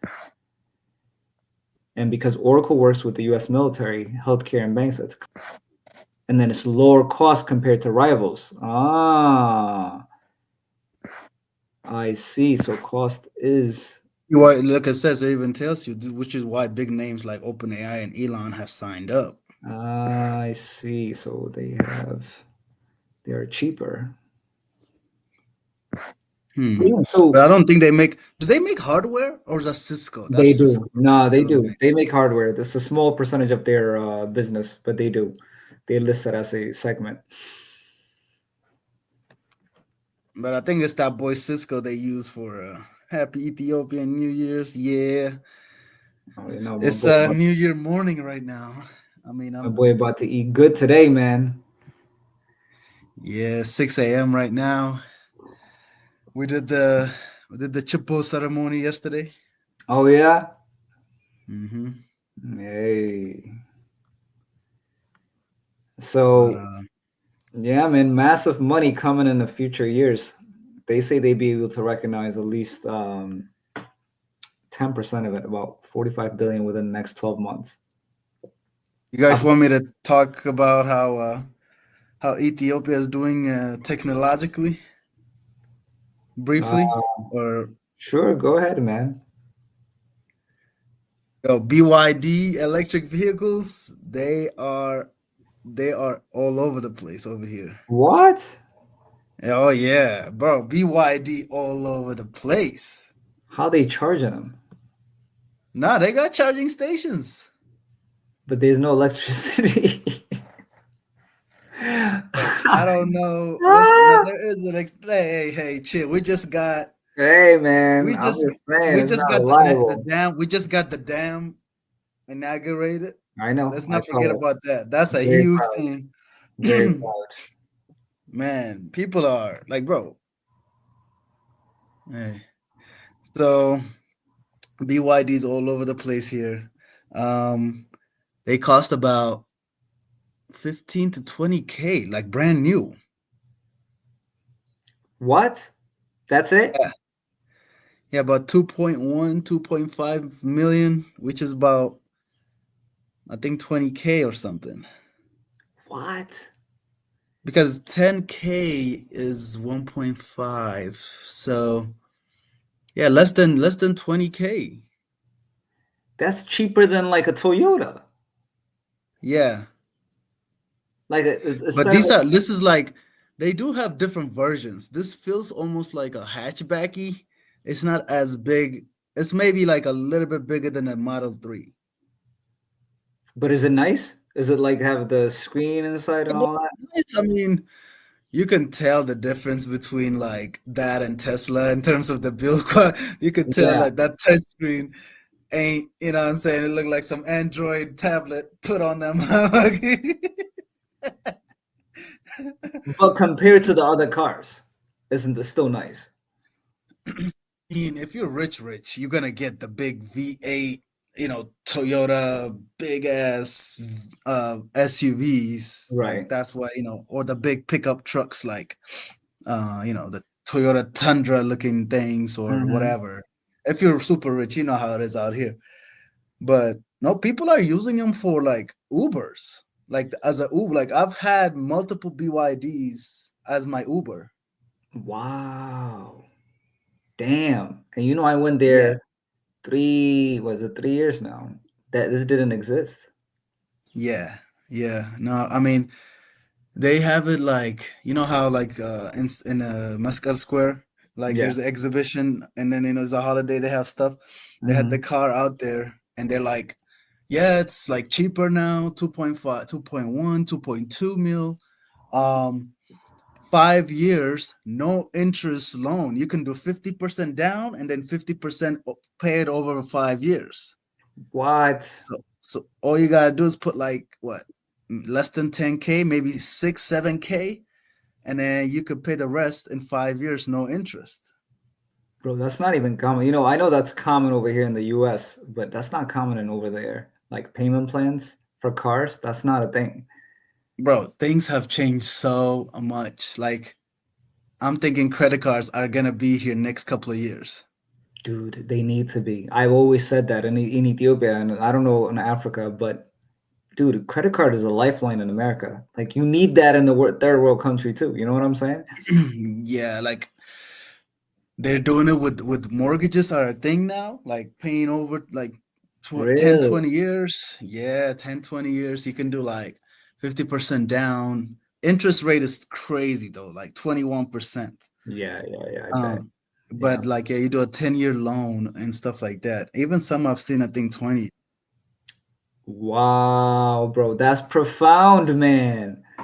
Mortgages over there, bro. That I know this seems foreign to people out here, but that doesn't exist over there. You have to have full Bro, cash or buy in community developments and stuff and pay over time. You none of that existed before. man, things have changed so much, bro. I mean, they even have social security type of thing now. They starting like a little 401k situations now that I seen that an ad just last night. Um, I mean, they need it too. Though. I mean, you have to have social security when people getting older. You know what I'm saying? This is the way of the world. Once you advance as an economy, these are things that bro, you're this guy is opening new things, new factories, new this, new that, like all over the place, bro. He is busy. wow. Yeah, but Damn. um, Amazing. Amazing. Um, oh, Kia saying that, well, AJ, how do they do it before cash? Yeah, it is cash, man. And then Kia saying they had that before too, especially specifically for high quality jobs. I don't know if that's pension though. I don't know if that's social security. I don't know if the government, I don't know. Maybe you know the answer to that? um, I know about pensions, but I don't know I about social think security. pensions with the government's work and Yeah. stuff like that, they had it.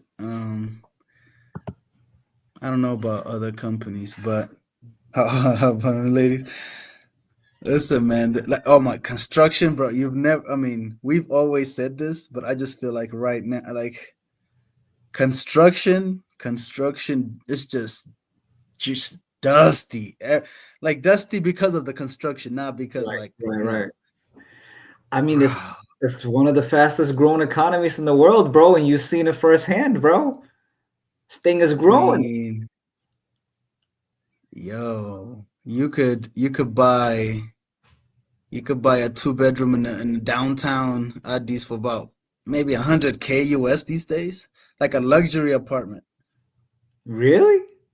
I mean, about like depends, give or take 100, 120K, like in That's Bole. actually cheap. In Bole, yeah. Well, That's for us though, but no, but that's okay. you know how Ethiopian prices be though. Like, you know what I'm saying? That's actually not bad, bro. That is So I not actually went and toured this like super luxury apartment they're building. It's like 6 months from being completed. Mhm. It's 25 stories high. It's gonna Yeah, have a gym, a swimming situation, a freaking massage place, a hair salon, a haircut place. Like this place is like a hotel damn near. yeah. Is that where you get And your haircut? you didn't like it? No, no, it's not open yet. It's not open yet. Ah, But no, but like it's all for foreign, like diaspora folks. Local people are not buying it. Bro, yeah. this thing is already like 90% sold out and it's 25 stories, you know, and it got Mm, penthouse. I mean, what? you're on Bole, like on the street, not in the back or anything, like literally right there on the main street. Near what? Near Uh, where in Boli? like the close to like the church. Estefanos? No, no, no, Bole PK? Madanialo. Oh, Bole Medellin. Madanialo. Oh, okay, okay, okay, okay. That's a nice area too. I mean, that's close to the airport, you know? Oh yeah, like I mean, you can pull it up if you want to. I don't know. I know we're kind of going sideways over here, but Listen, man, you haven't been here in a while, so you know what I'm saying? We might as well, you know, this is our show. We'll go hold ahead. up. Look, I got brochures, My boy, man. what's the name of the place? We'll go this way. We already covered Spelled all for the H most O part. S E A Hosea. You can put Bole. Hosea? Yeah, Hosea. I don't know. It's like a church name. But yeah, look at that. That's the building I looked at The right there. first Well, one right here? that's how I was gonna. This right here? Yeah, yeah. What? It's gonna be like that once it's done, bro. Bro, this place is looking sick. Bro, for that price, that's not bad. I have a website. Here's a website. Thing. Let me see. Oh, they even got a video right there, but that might be. Yeah, there you go. It's the apartments right here. Properties playing around. So the two bedrooms they saw is like something like this. Yeah, yeah. So let's see, two bedroom, Edna Mall. 150 square. Yeah, so it's right by an Edna Mall. Yeah, yeah, yeah, yeah. Oh damn, that's So this prime. is going for. I got the guy texting me and everything. I can give you like live real prices. Boy, Damn. that boy got me on WhatsApp, man. Yeah, them boys hungry. You know, they hit diaspora too. What the hell? Why am I? Hey, man. Let me see. Let me see the price. All right, so we got about 20 million birr for the two bedroom, which I think comes out to about um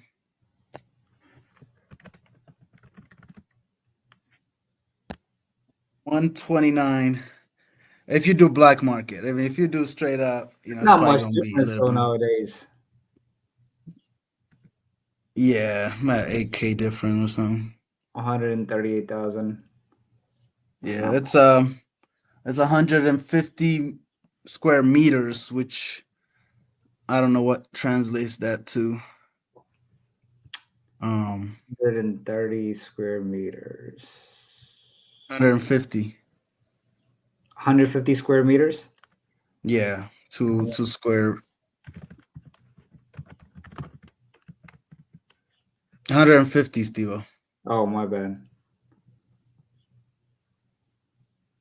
151 to be specific. But 1,600. I mean, that's not bad. Average household in the U.S. is like 2,400 square feet. that's a big two bedroom. That's pretty good actually. 1,600 square feet is pretty. Actually, you know what's the one weird thing that you have to watch out for? When they give you the square footage, you know what they do? What?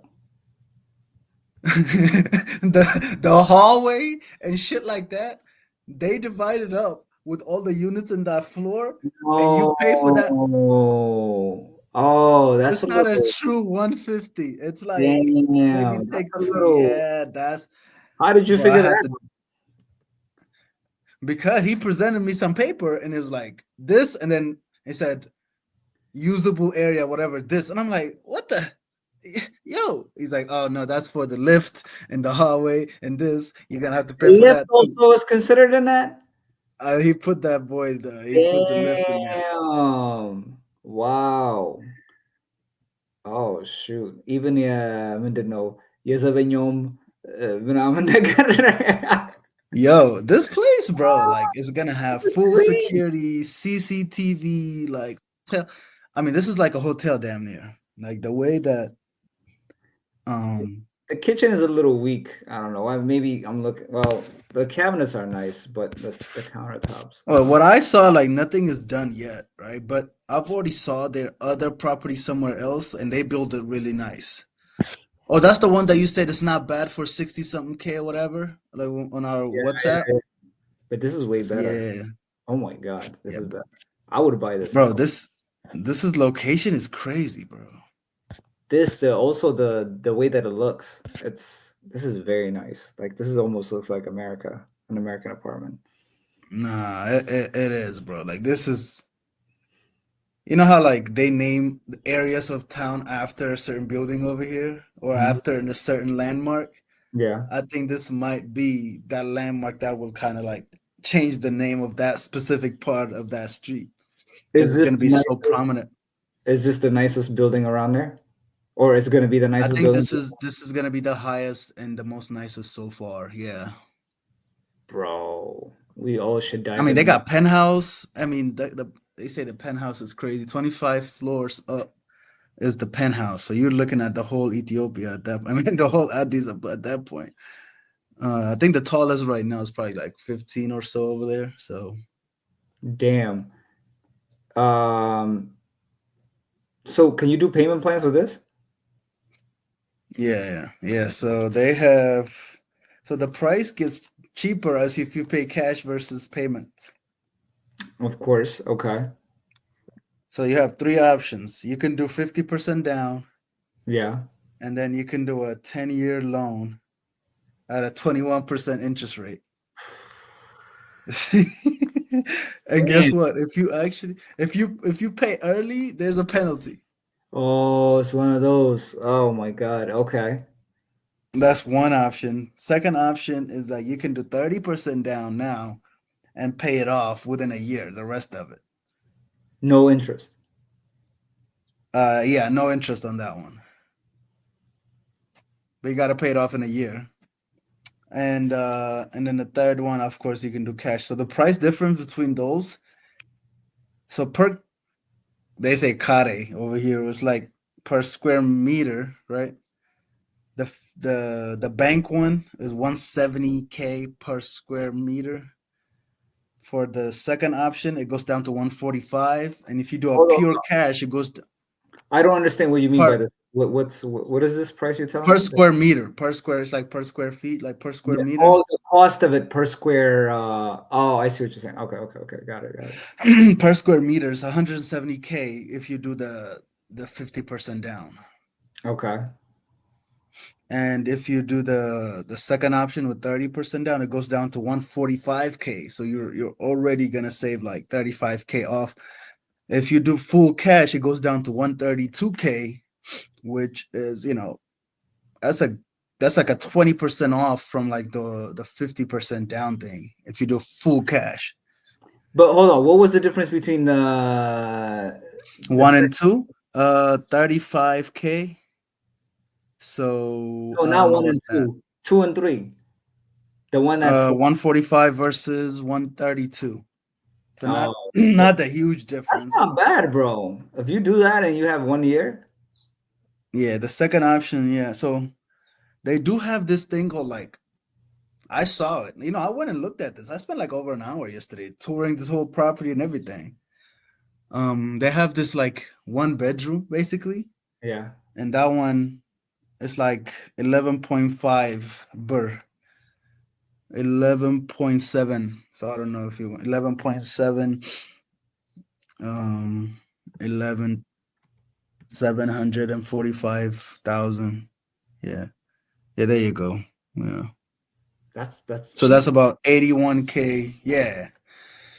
So if you're gonna do like a Airbnb on that thing, yeah, you know what I mean? Because How much can you make though? That's the problem with the rental market over there. It's garbage.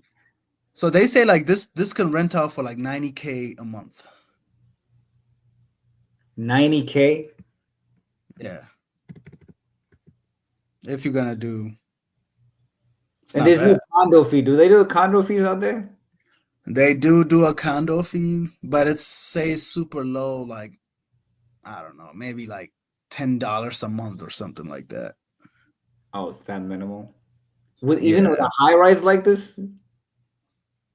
yeah. I mean, I have a cousin that lives like in another apartment, and he Yeah. pays like he said,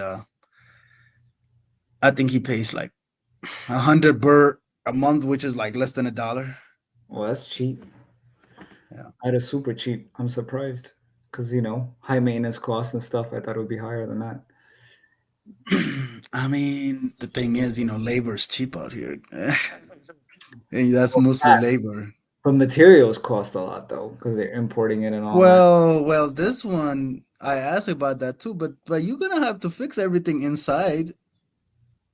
Yeah, yeah, but I mean, like the common hallway and the elevator, the common areas. Yeah, elevator.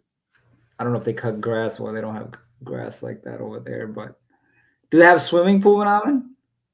they got swimming pool. You know what sucks about the swimming pool and the gym is What? like they're gonna let people outside people pay to use it. They trying to make money both ways, huh?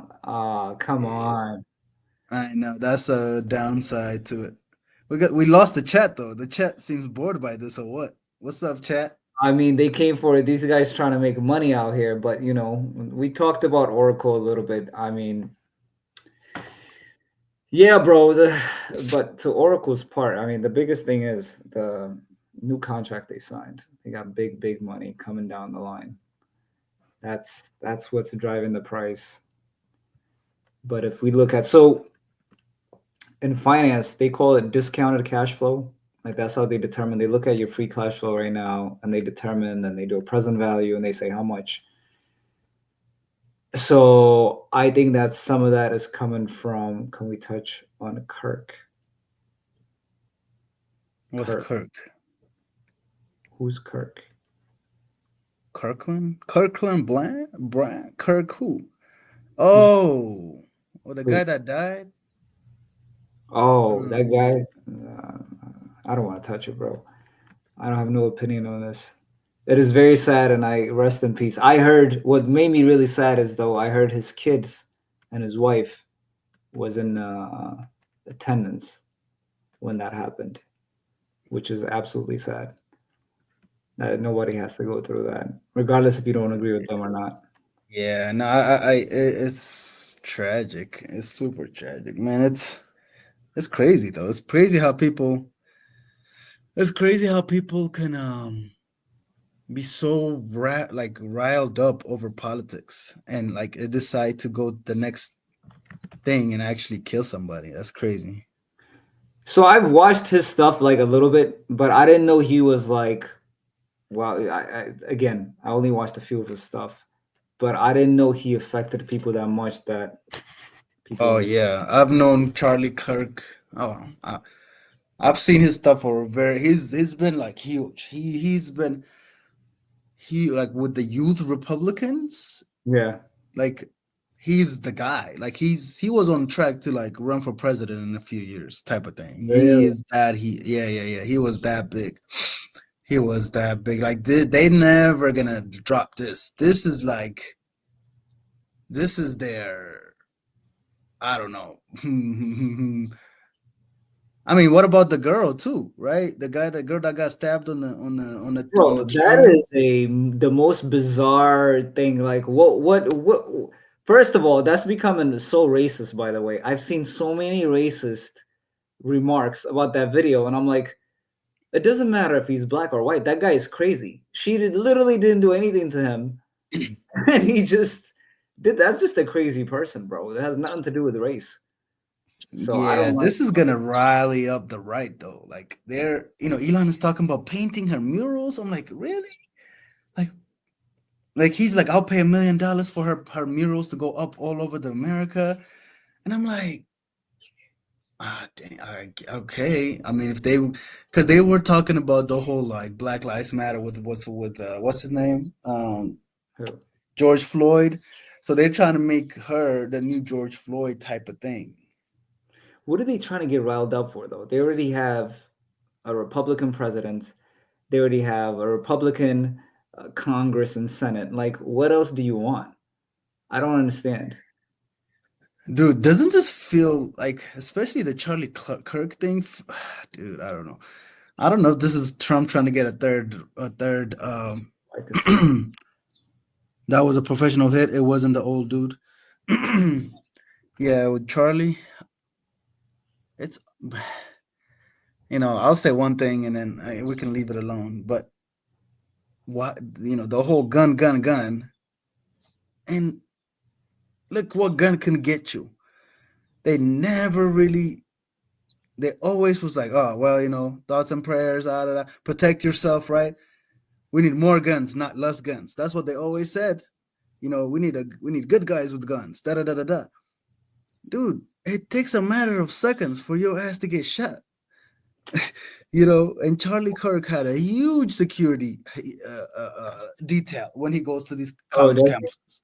Oh yeah, bro, all these guys like him, Ben Shapiro, any of these Republican guys, when they go to college campuses, they have a massive security detail, like massive security. Like I think it was so crazy for Ben Shapiro. It was like crazy amount, like $100,000 a month, some crazy amount of money. So what happened? You know what I mean? What happened? Like you guys already have the security and everything, the guns. He had guns all around him. yeah, that's bizarre. I mean, I mean, what is I'm this? really sad. I'm really sad for him because he's 31 years old. He I got know two it's kids. all. Yeah, he's young, bro. He is so young. That is messed They're up. not And gonna drop the gun thing though. They're gonna double down on this. This is the issue. you know what's interesting though, AB, when I covered Smith and Wesson, do you know that during a Republican term that they actually get less gun sales than Hmm. Democrat because there's no fear of weapons being taken away. Bro, I was so shocked about that. I looked at Smith and Wesson. They actually financially suffered Wow. because there was a huge buildup, thinking that they're gonna Okay. sell, and then that didn't happen. So I don't know who's at play here, but I don't know what they would want. Right now, they have control in all aspects. So what would be what's the war Yeah, against? why? For Yeah, if what? you're gonna put your evil hat on, I mean, why do it now? There's no political stuff going on right now. Midterm is Like, are coming we 26. midterm? Okay. 2026 though. So maybe Yeah. we're laying the foundation right now because we're already in September of 2025. Because I don't know if liberals would. I don't know. I mean, I'm not sure. This is just me speculating. I have no idea. But do you think liberals would be so mad that they would kill this dude? Like he's upset them that much? Like I again, if you guys watched his content, Yo, the thing is, if you go down the rabbit hole of each of these Fox or CNN, MSNBC, you can start getting crazy, bro. facts. I agree with that. And you will never be biased. You will like they will literally tell you this is what do they call it? Existential threats, that word, whatever. Like, yo, this guy is gonna destroy the country, and you could get really riled up, and you could start hating people for real, for real. So I don't doubt that some crazy person The like timing, can but the timing is weird, right? Like you had that Ukrainian woman that just got killed, and for some reason it became national news. First of all, the whole thing was bizarre. Like, why did the guy even stab her? Like, it was just random. Like, why?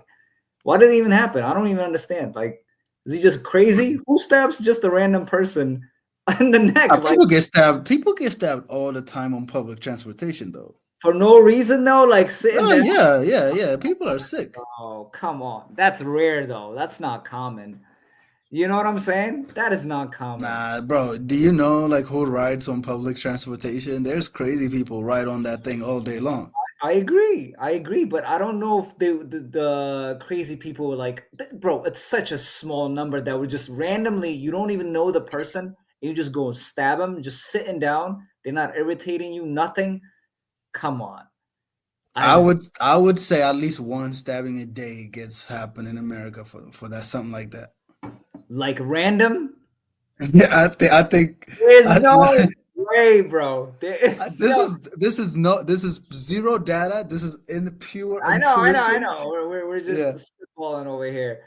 I think that I think there's enough crazy people, bro. You don't. I know. I mean, you fancy guy. You live in a fancy part of town. You I don't used deal with the to take public public transportation transportation things now. like that.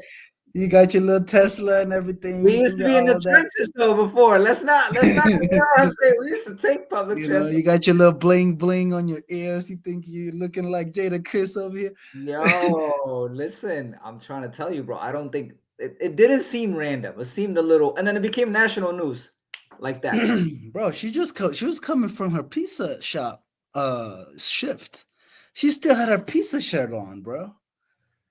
Who That's just crazy. well, who stabs a random person just no for no And it reason? was a random city too, like South Carolina or some shit, like some Some Charlotte. random. And he sat there for a while, and I don't even know what he contemplated. The next thing I'm like, I don't know if you guys saw the uncensored video because the one I saw, like, you just see him like going for the action, and then after you just see trail of blood, and she's sitting there. I don't know if she's in pain or something. She don't move. Yeah, she Uh, didn't react right away, which was kind of weird. She was just in shock. I think she was just in shock and looked at him, and then she basically collapsed 30 seconds later.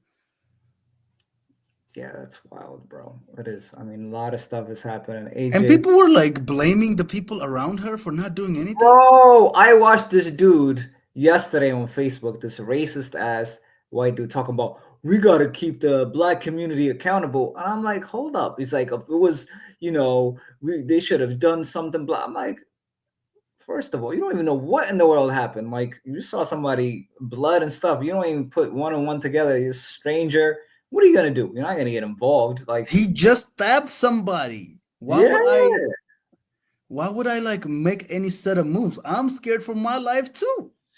bro, they literally have what a psychological term that they use, the bystander effect. You know about the story about the person being attacked and everybody just looking at each other like, oh, this person's gonna help out. Yeah, yeah, Literally, like that has it takes happened. like 30 seconds at least for you to recognize what just took place. Yeah, bro. Like, you're not just gonna, especially if somebody has a weapon, you're not gonna just be like, hey, let me jump in. Especially you don't even know what the situation is. You're like, oh, do they know each other? Did she attack him? What? You don't know Bro, anything. I'm coming back from work and like I'm seeing somebody like bro, in public transportation, rule number one is you just look ahead, you just look straight and or look on your phone and just keep it going because you don't have no clue what the hell's going on. You mind your damn business. You don't say that. No, I don't. Nope. I'm not getting involved. Uh, Yeah, yeah. I mean, bro, they could not have done anything anyways, bro. She was gonna die. yeah, that's just wild. But the timing of it is very suspicious. That happens, and then now this happens. People are on edge. The right wing must be like just trying to shoot a Oh, nigga. dude, this Charlie Kirk thing is gonna have these people rot. You don't understand, I think, how big this guy is. This guy was like, he had a direct line to Trump. I Damn. mean, dude, like this guy was huge, bro. Huge. He had the youth like this. Turning Mm, Point USA. Bro, he started that thing at like 19 years old. So he's been at this for like over 10 years. He didn't even go to college. He doesn't even have a college degree. He really? went full. Yeah, boy. This boy just went straight into this thing. Damn. Damn. Bro, I mean, Google how much Turning Point USA has been funded, like I over know time. his Just net AI. worth. I was seeing they said because for some reason and when I looked him up today, they were mentioning how much his net worth was.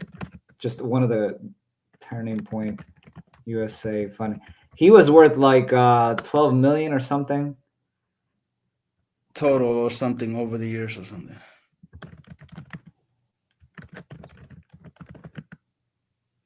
I think it's a close to $1 billion. I mean, I think it's some ridiculous amount of money he's been given.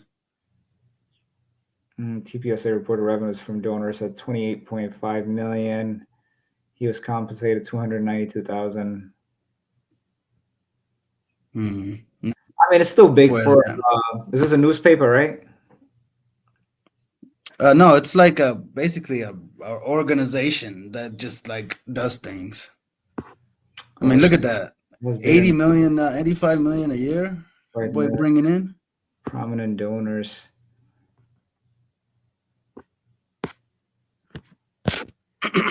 Wow. Hmm.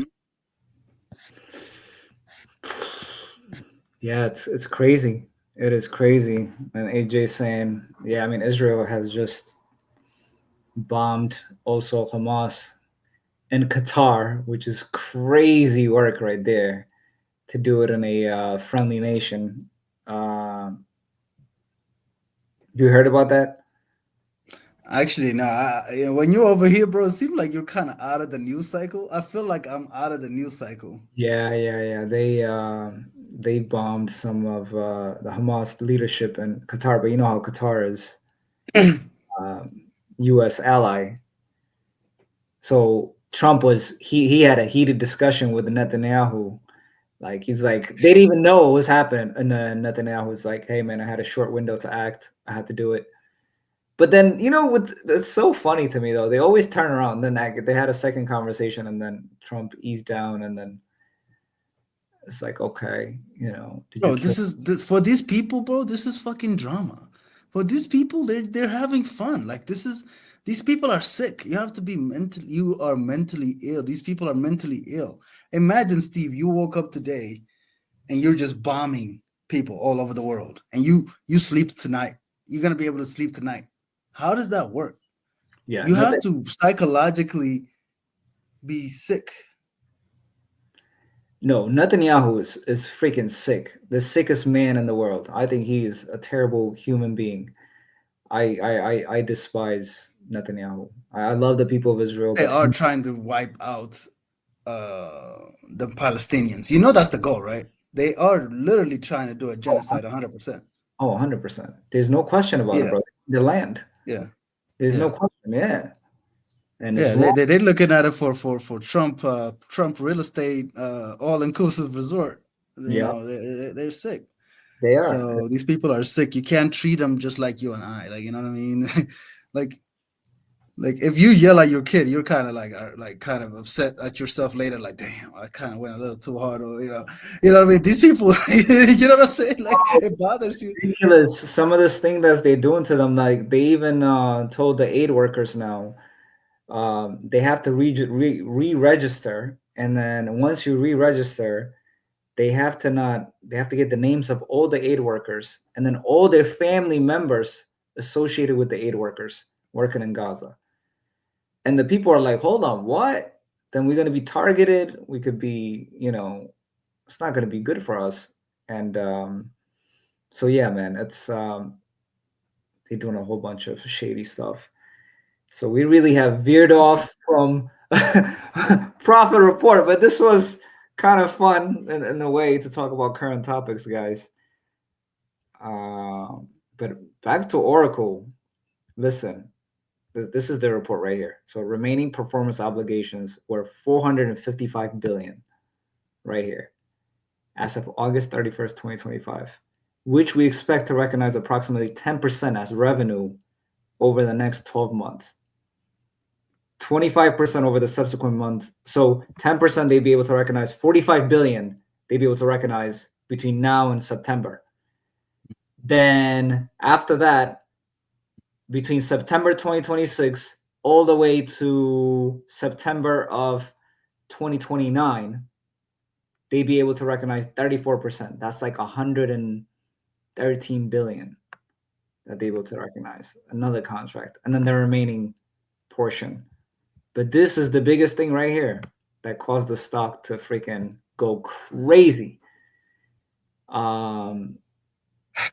Dude, I mean, I guess that's makes sense or whatever, but uh, I guess if you own like a technology ETF, I'm sure Oracle is in there. Yeah, for sure. Um, so you probably saw a bump on that. But you see, look, this is their latest quarterly report. Look at it, right? Revenue is 14.9, Well, then so cloud is 7. Hold on. 7.1. Seven So five. Okay, software. Okay, cloud is 50% of their revenue. yeah, I know it is. It's very, very significant.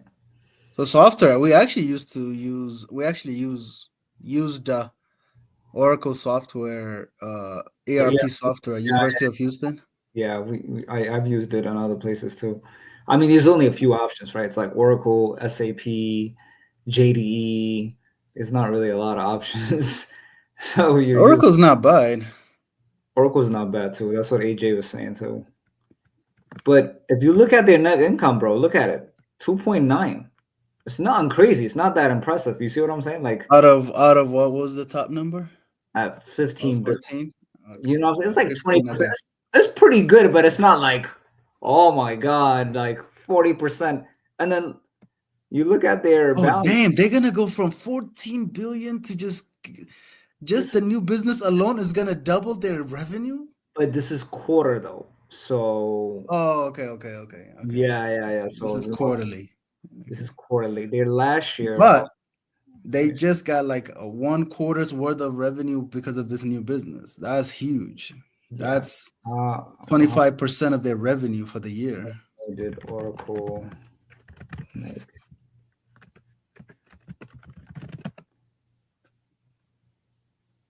So they made 57.4 billion. Is that all? No, Yeah, no, right. that's about, yeah. No, that's about 60. So So that's then, like 15, 15, 15, 15, something like that. so if they 14, 14, 14, 14.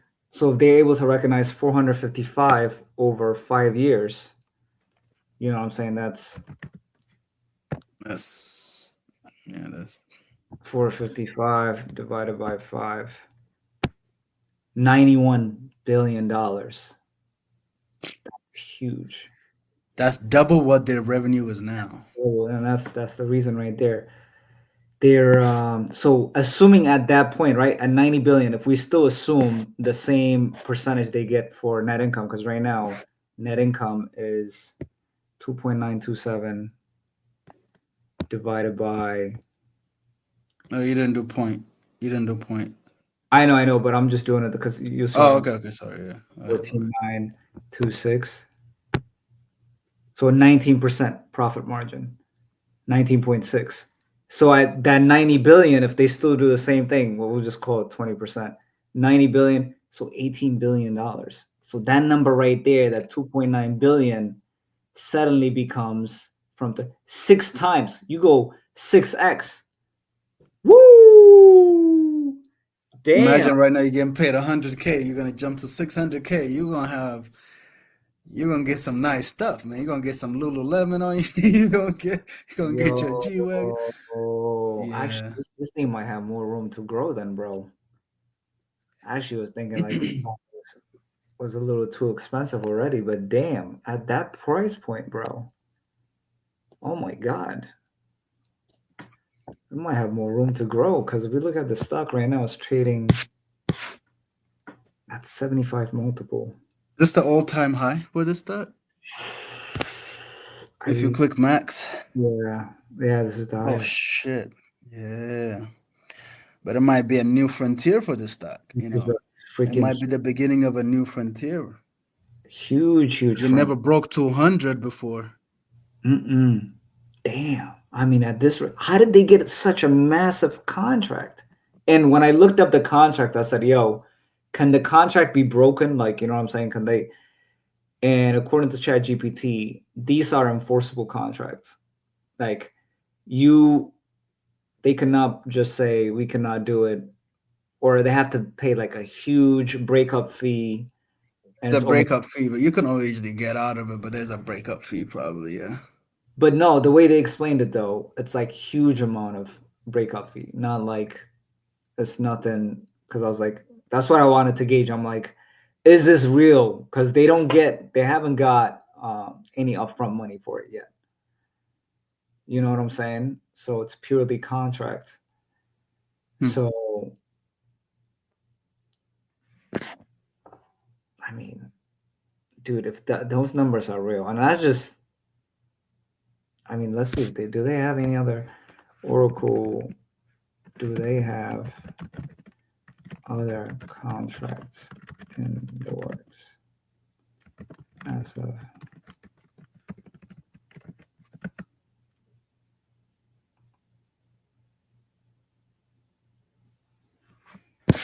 total remaining performance obligations? So they did the OpenAI thing, but in July, why did it take? The other thing too is the company bought about 1.5 million shares of their own stock. Oh, AB just disappeared.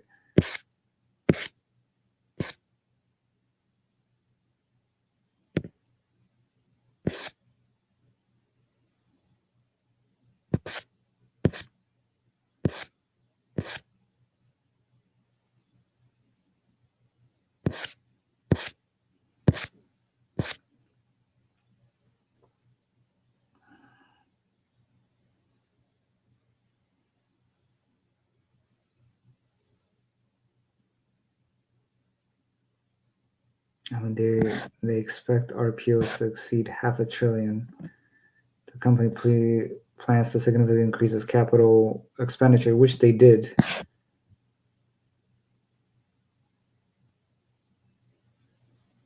Damn. Oracle expects its cloud infrastructure revenue to grow 77% to 18 billion in fiscal 2026 and to reach an annual run rate of 144 billion by fiscal 2030. How are they getting these cloud contracts?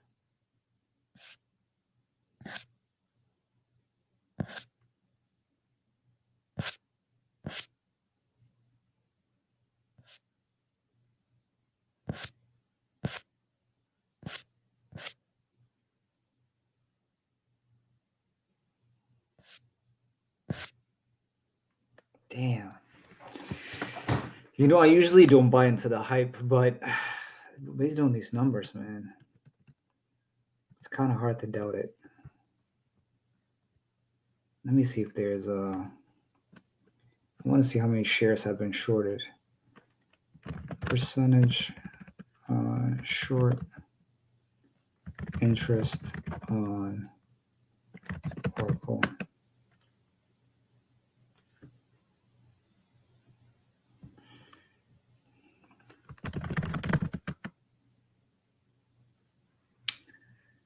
Approximately, there's a slight increase from the previous month and suggests a neutral to slightly bearish market sentiment for the stock as the short interest is slightly low compared.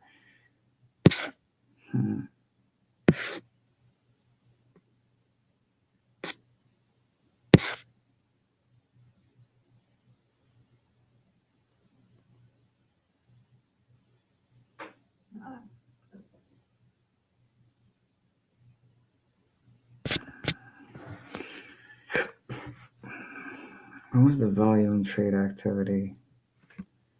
I'm just checking some other things, guys.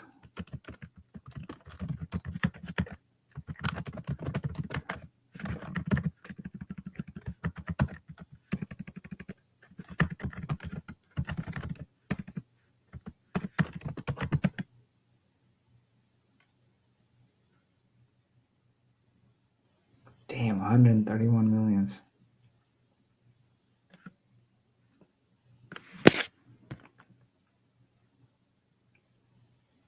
Wow, look at that trading activity. Between September 9, it was 41 million shares, and then September 10, 131 million shares. Do you have data on who bought a massive amount of shares during on September 10?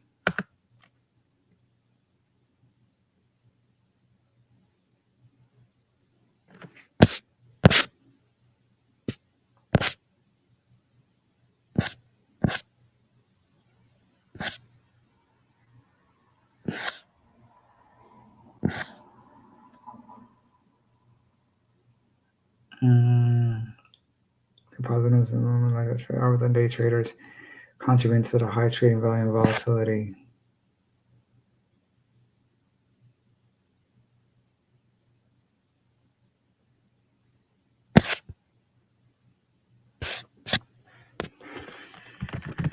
Let me see.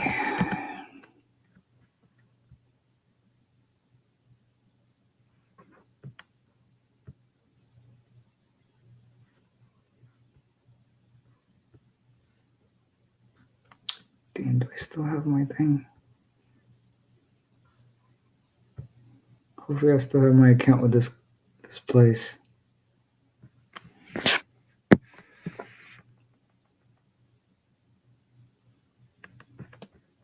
Let's see, Oracle. So this company does, they do a discounted cash flow, and they tell you if the stock is overpriced or underpriced, what the fair market value is. So discounted cash flow right now is saying it is overpriced by 42%. That the fair price right now should be 187 as indicated here, but it's currently at 328. Let's see the Peter Lynch fair value. Oh man. Weighted average cost of capital.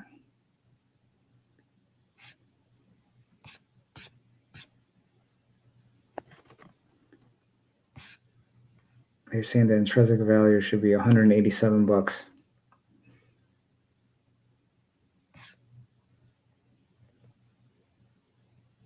So based on this evaluation, and they use finance. This is one of the methods finance uses to determine future stock. They're saying the range of the intrinsic value, that the price of the stock is overvalued right now.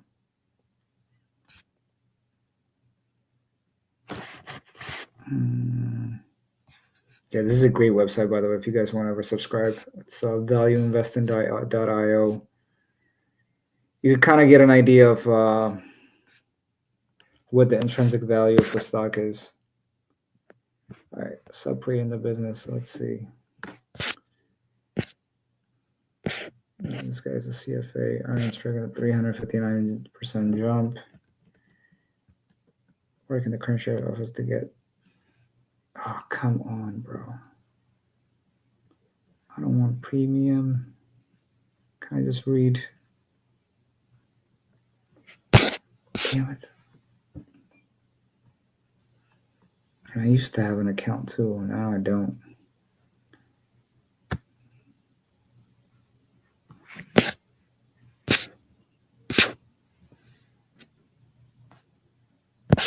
On top of the risk associated with 5-year forecast, stock is unlikely to produce a bull market even in one of the best case scenarios for the future. The largest, and for one of the largest daily nights so far. It was quite easy to spot the rationale around Oracle back in 2020. The company management is not interested in managing the business.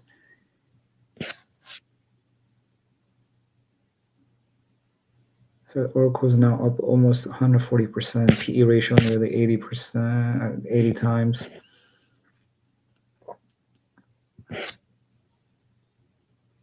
You see, look, the first quarter did not offer any material change, which I also said.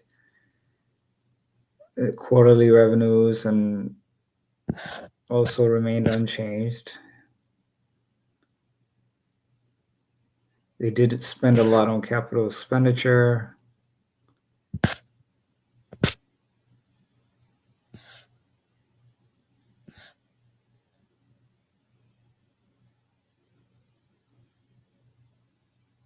So growth in the cloud application went down.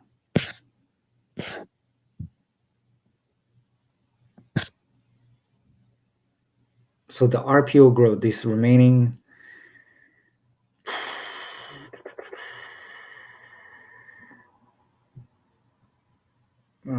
since the RPO growth was the only thing that propelled Oracle's share price up.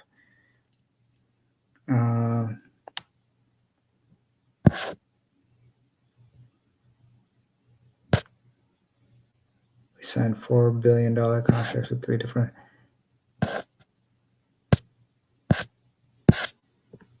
So before we move on to valuation, we should also keep in mind the remaining performance obligation consists of deferred revenue and backlog, with the latter being contracted revenue that's not yet invoiced. Domestic is not invoiced, and moreover, what ultimately matters for Oracle valuation will be the free cash flow generated from these higher revenues, which makes the overall benefit over the next 5-year period far less certain.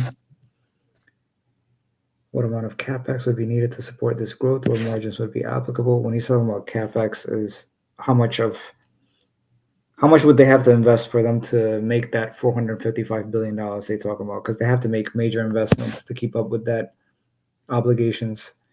And if you're spending too much on new investments to make that much money, then your profit is lower. And that's also the other unknown. Such wild swings in valuation multiples are rarely a good sign for future returns.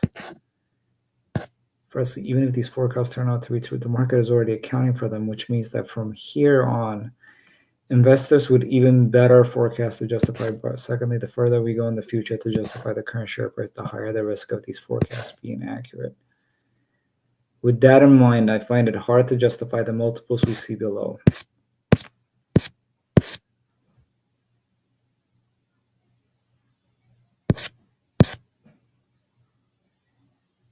So this is what their projected income to be over the next 5 years. They're currently right here in the blue. They're expected within 5 years to surpass 140 billion. So if we assume that the rest of Oracle business would grow at 15% per annum, that's based on the company's current expected, the total revenue should come in around 240 billion by 2030. That's assuming also the other businesses grew.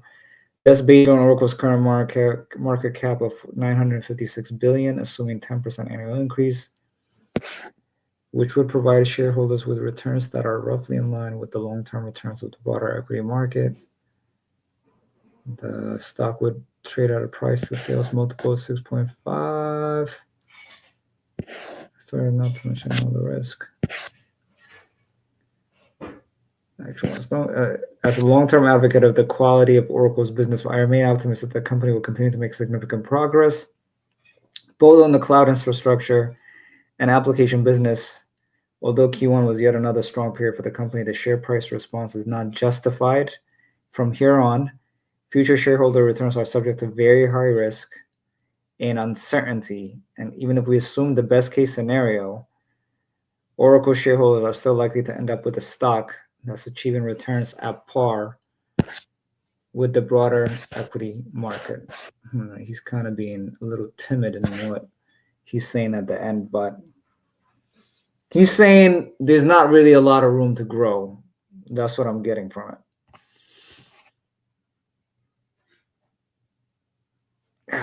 This is why the stock market is hard to predict, guys. I'm having a hard time because I think it does have some room to grow. I think what the guy is saying is not invalid. He's saying right now, because of how the stock price has increased, they're already reflecting future value. But again, interest rate is about to be cut down. There's a huge demand. The market reacted wildly to this huge contract. We don't know what other contracts that they have in the works. So I think this thing got some room for improvement, man, to grow even further. Where the hell is the stock? I mean, the biggest risk that I see over here is it is at the highest that it's ever been. Oracle stock currently is trading at the highest that it has ever traded.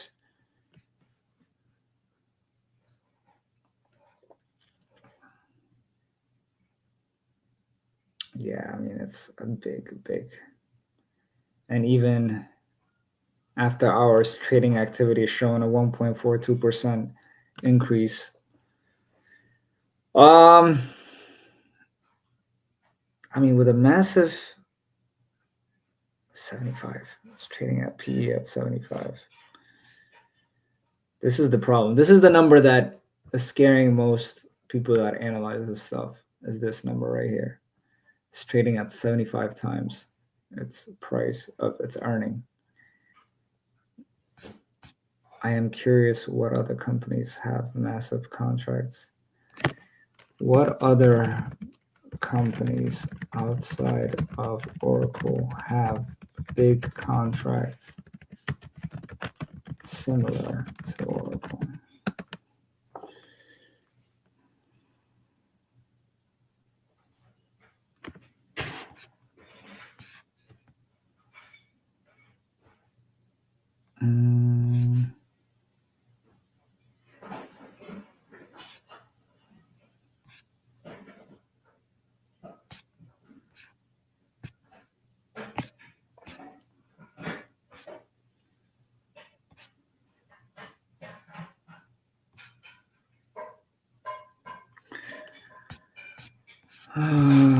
In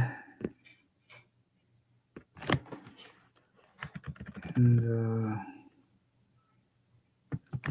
same service that Oracle providing to OpenAI.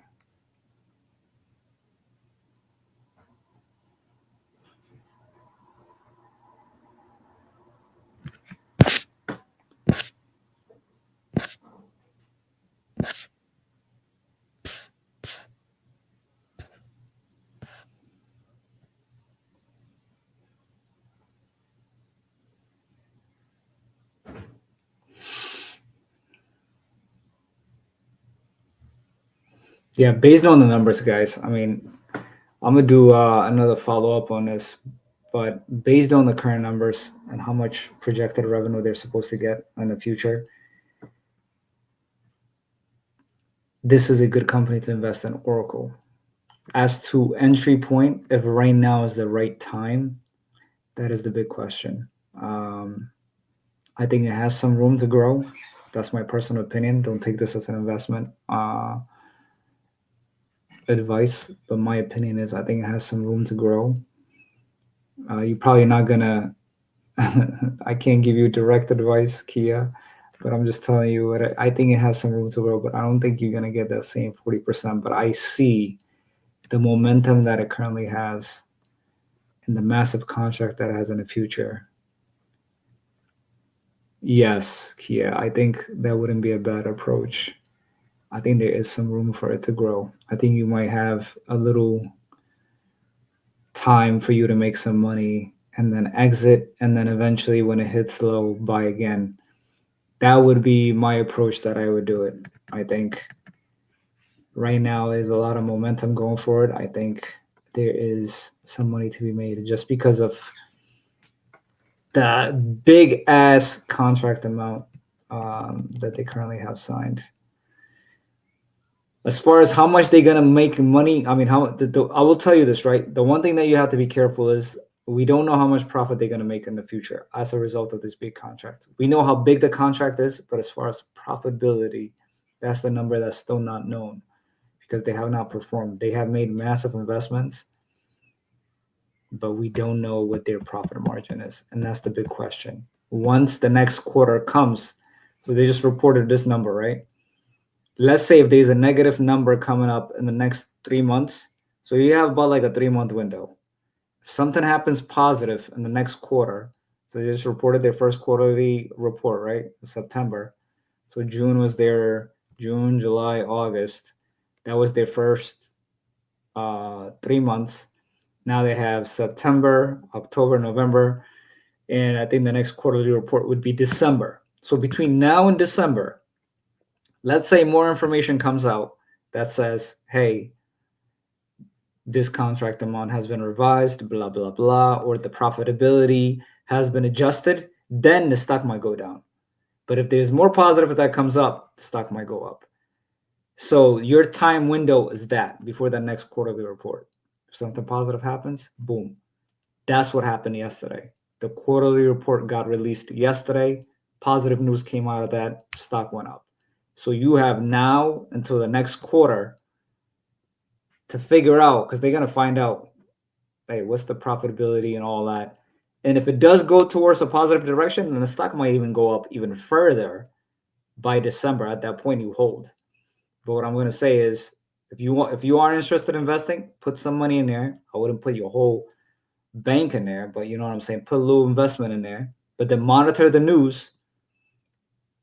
And within the next few months, and then if you hear some type of, room of some negative news, dump it and then rebuy it again next year when, the stock dips a little bit. So yeah, guys.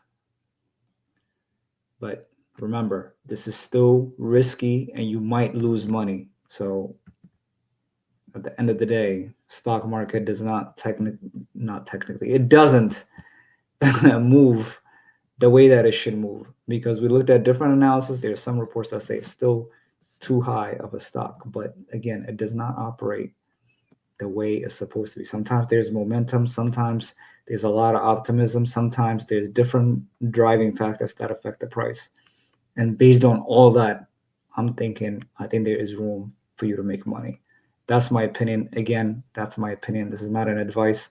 Please consult a professional before you move your money. But that's about it. I think moving forward, I think it would be cool to report some of these companies. So this is an earnings calendar. So today, Kroger reported their quarterly report. Who is this? Is this Adobe? So essentially, every quarter, a publicly traded company is supposed to report, and then there's a earnings report calendar.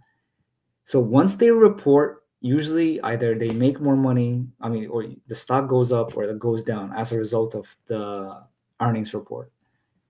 And value.io. And Kia, the link is in there, valueinvesting.io. It's like you pay, I forgot how much it is. It's not crazy, but it's a good way to look at a stock and be like, hey, is it overpriced? It's not underpriced. And this is pure math that they use in the valueinvesting.io.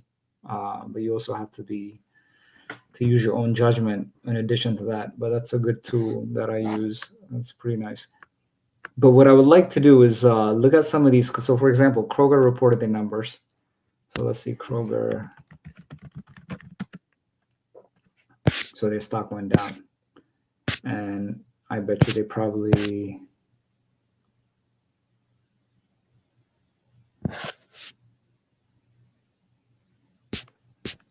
Kroger stock.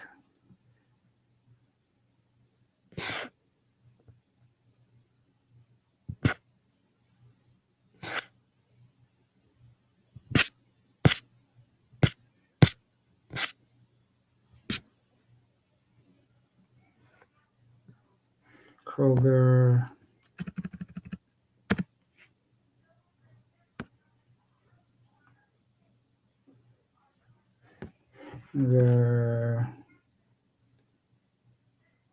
So I think it hasn't come out yet. Let me see. Kroger, I think it comes out tomorrow, 10Q.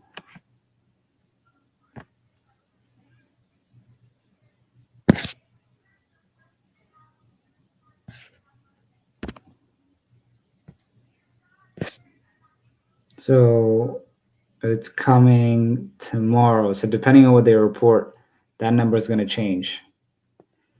So what I would like us to do is like review these companies as the earnings report come out, and then give you guys some information, and then could possibly make you some money, because the market also reacts fast. Something happens and they're like, oh, company has this much in contract, boom, stock price goes up.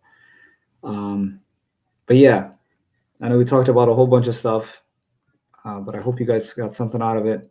Appreciate you for joining. Shout out to everybody that joined. And if you're rewatching this, thank you for joining and rocking with us. I know we veered off a little bit towards the middle and towards the end, but I hope nonetheless you still got something. I hope you took something away from this. And again, thank you for joining. Appreciate you. Shout out for everybody that's in the chat, everybody that supports. Thank you. And I'll see you guys Friday. Have a good night. Peace.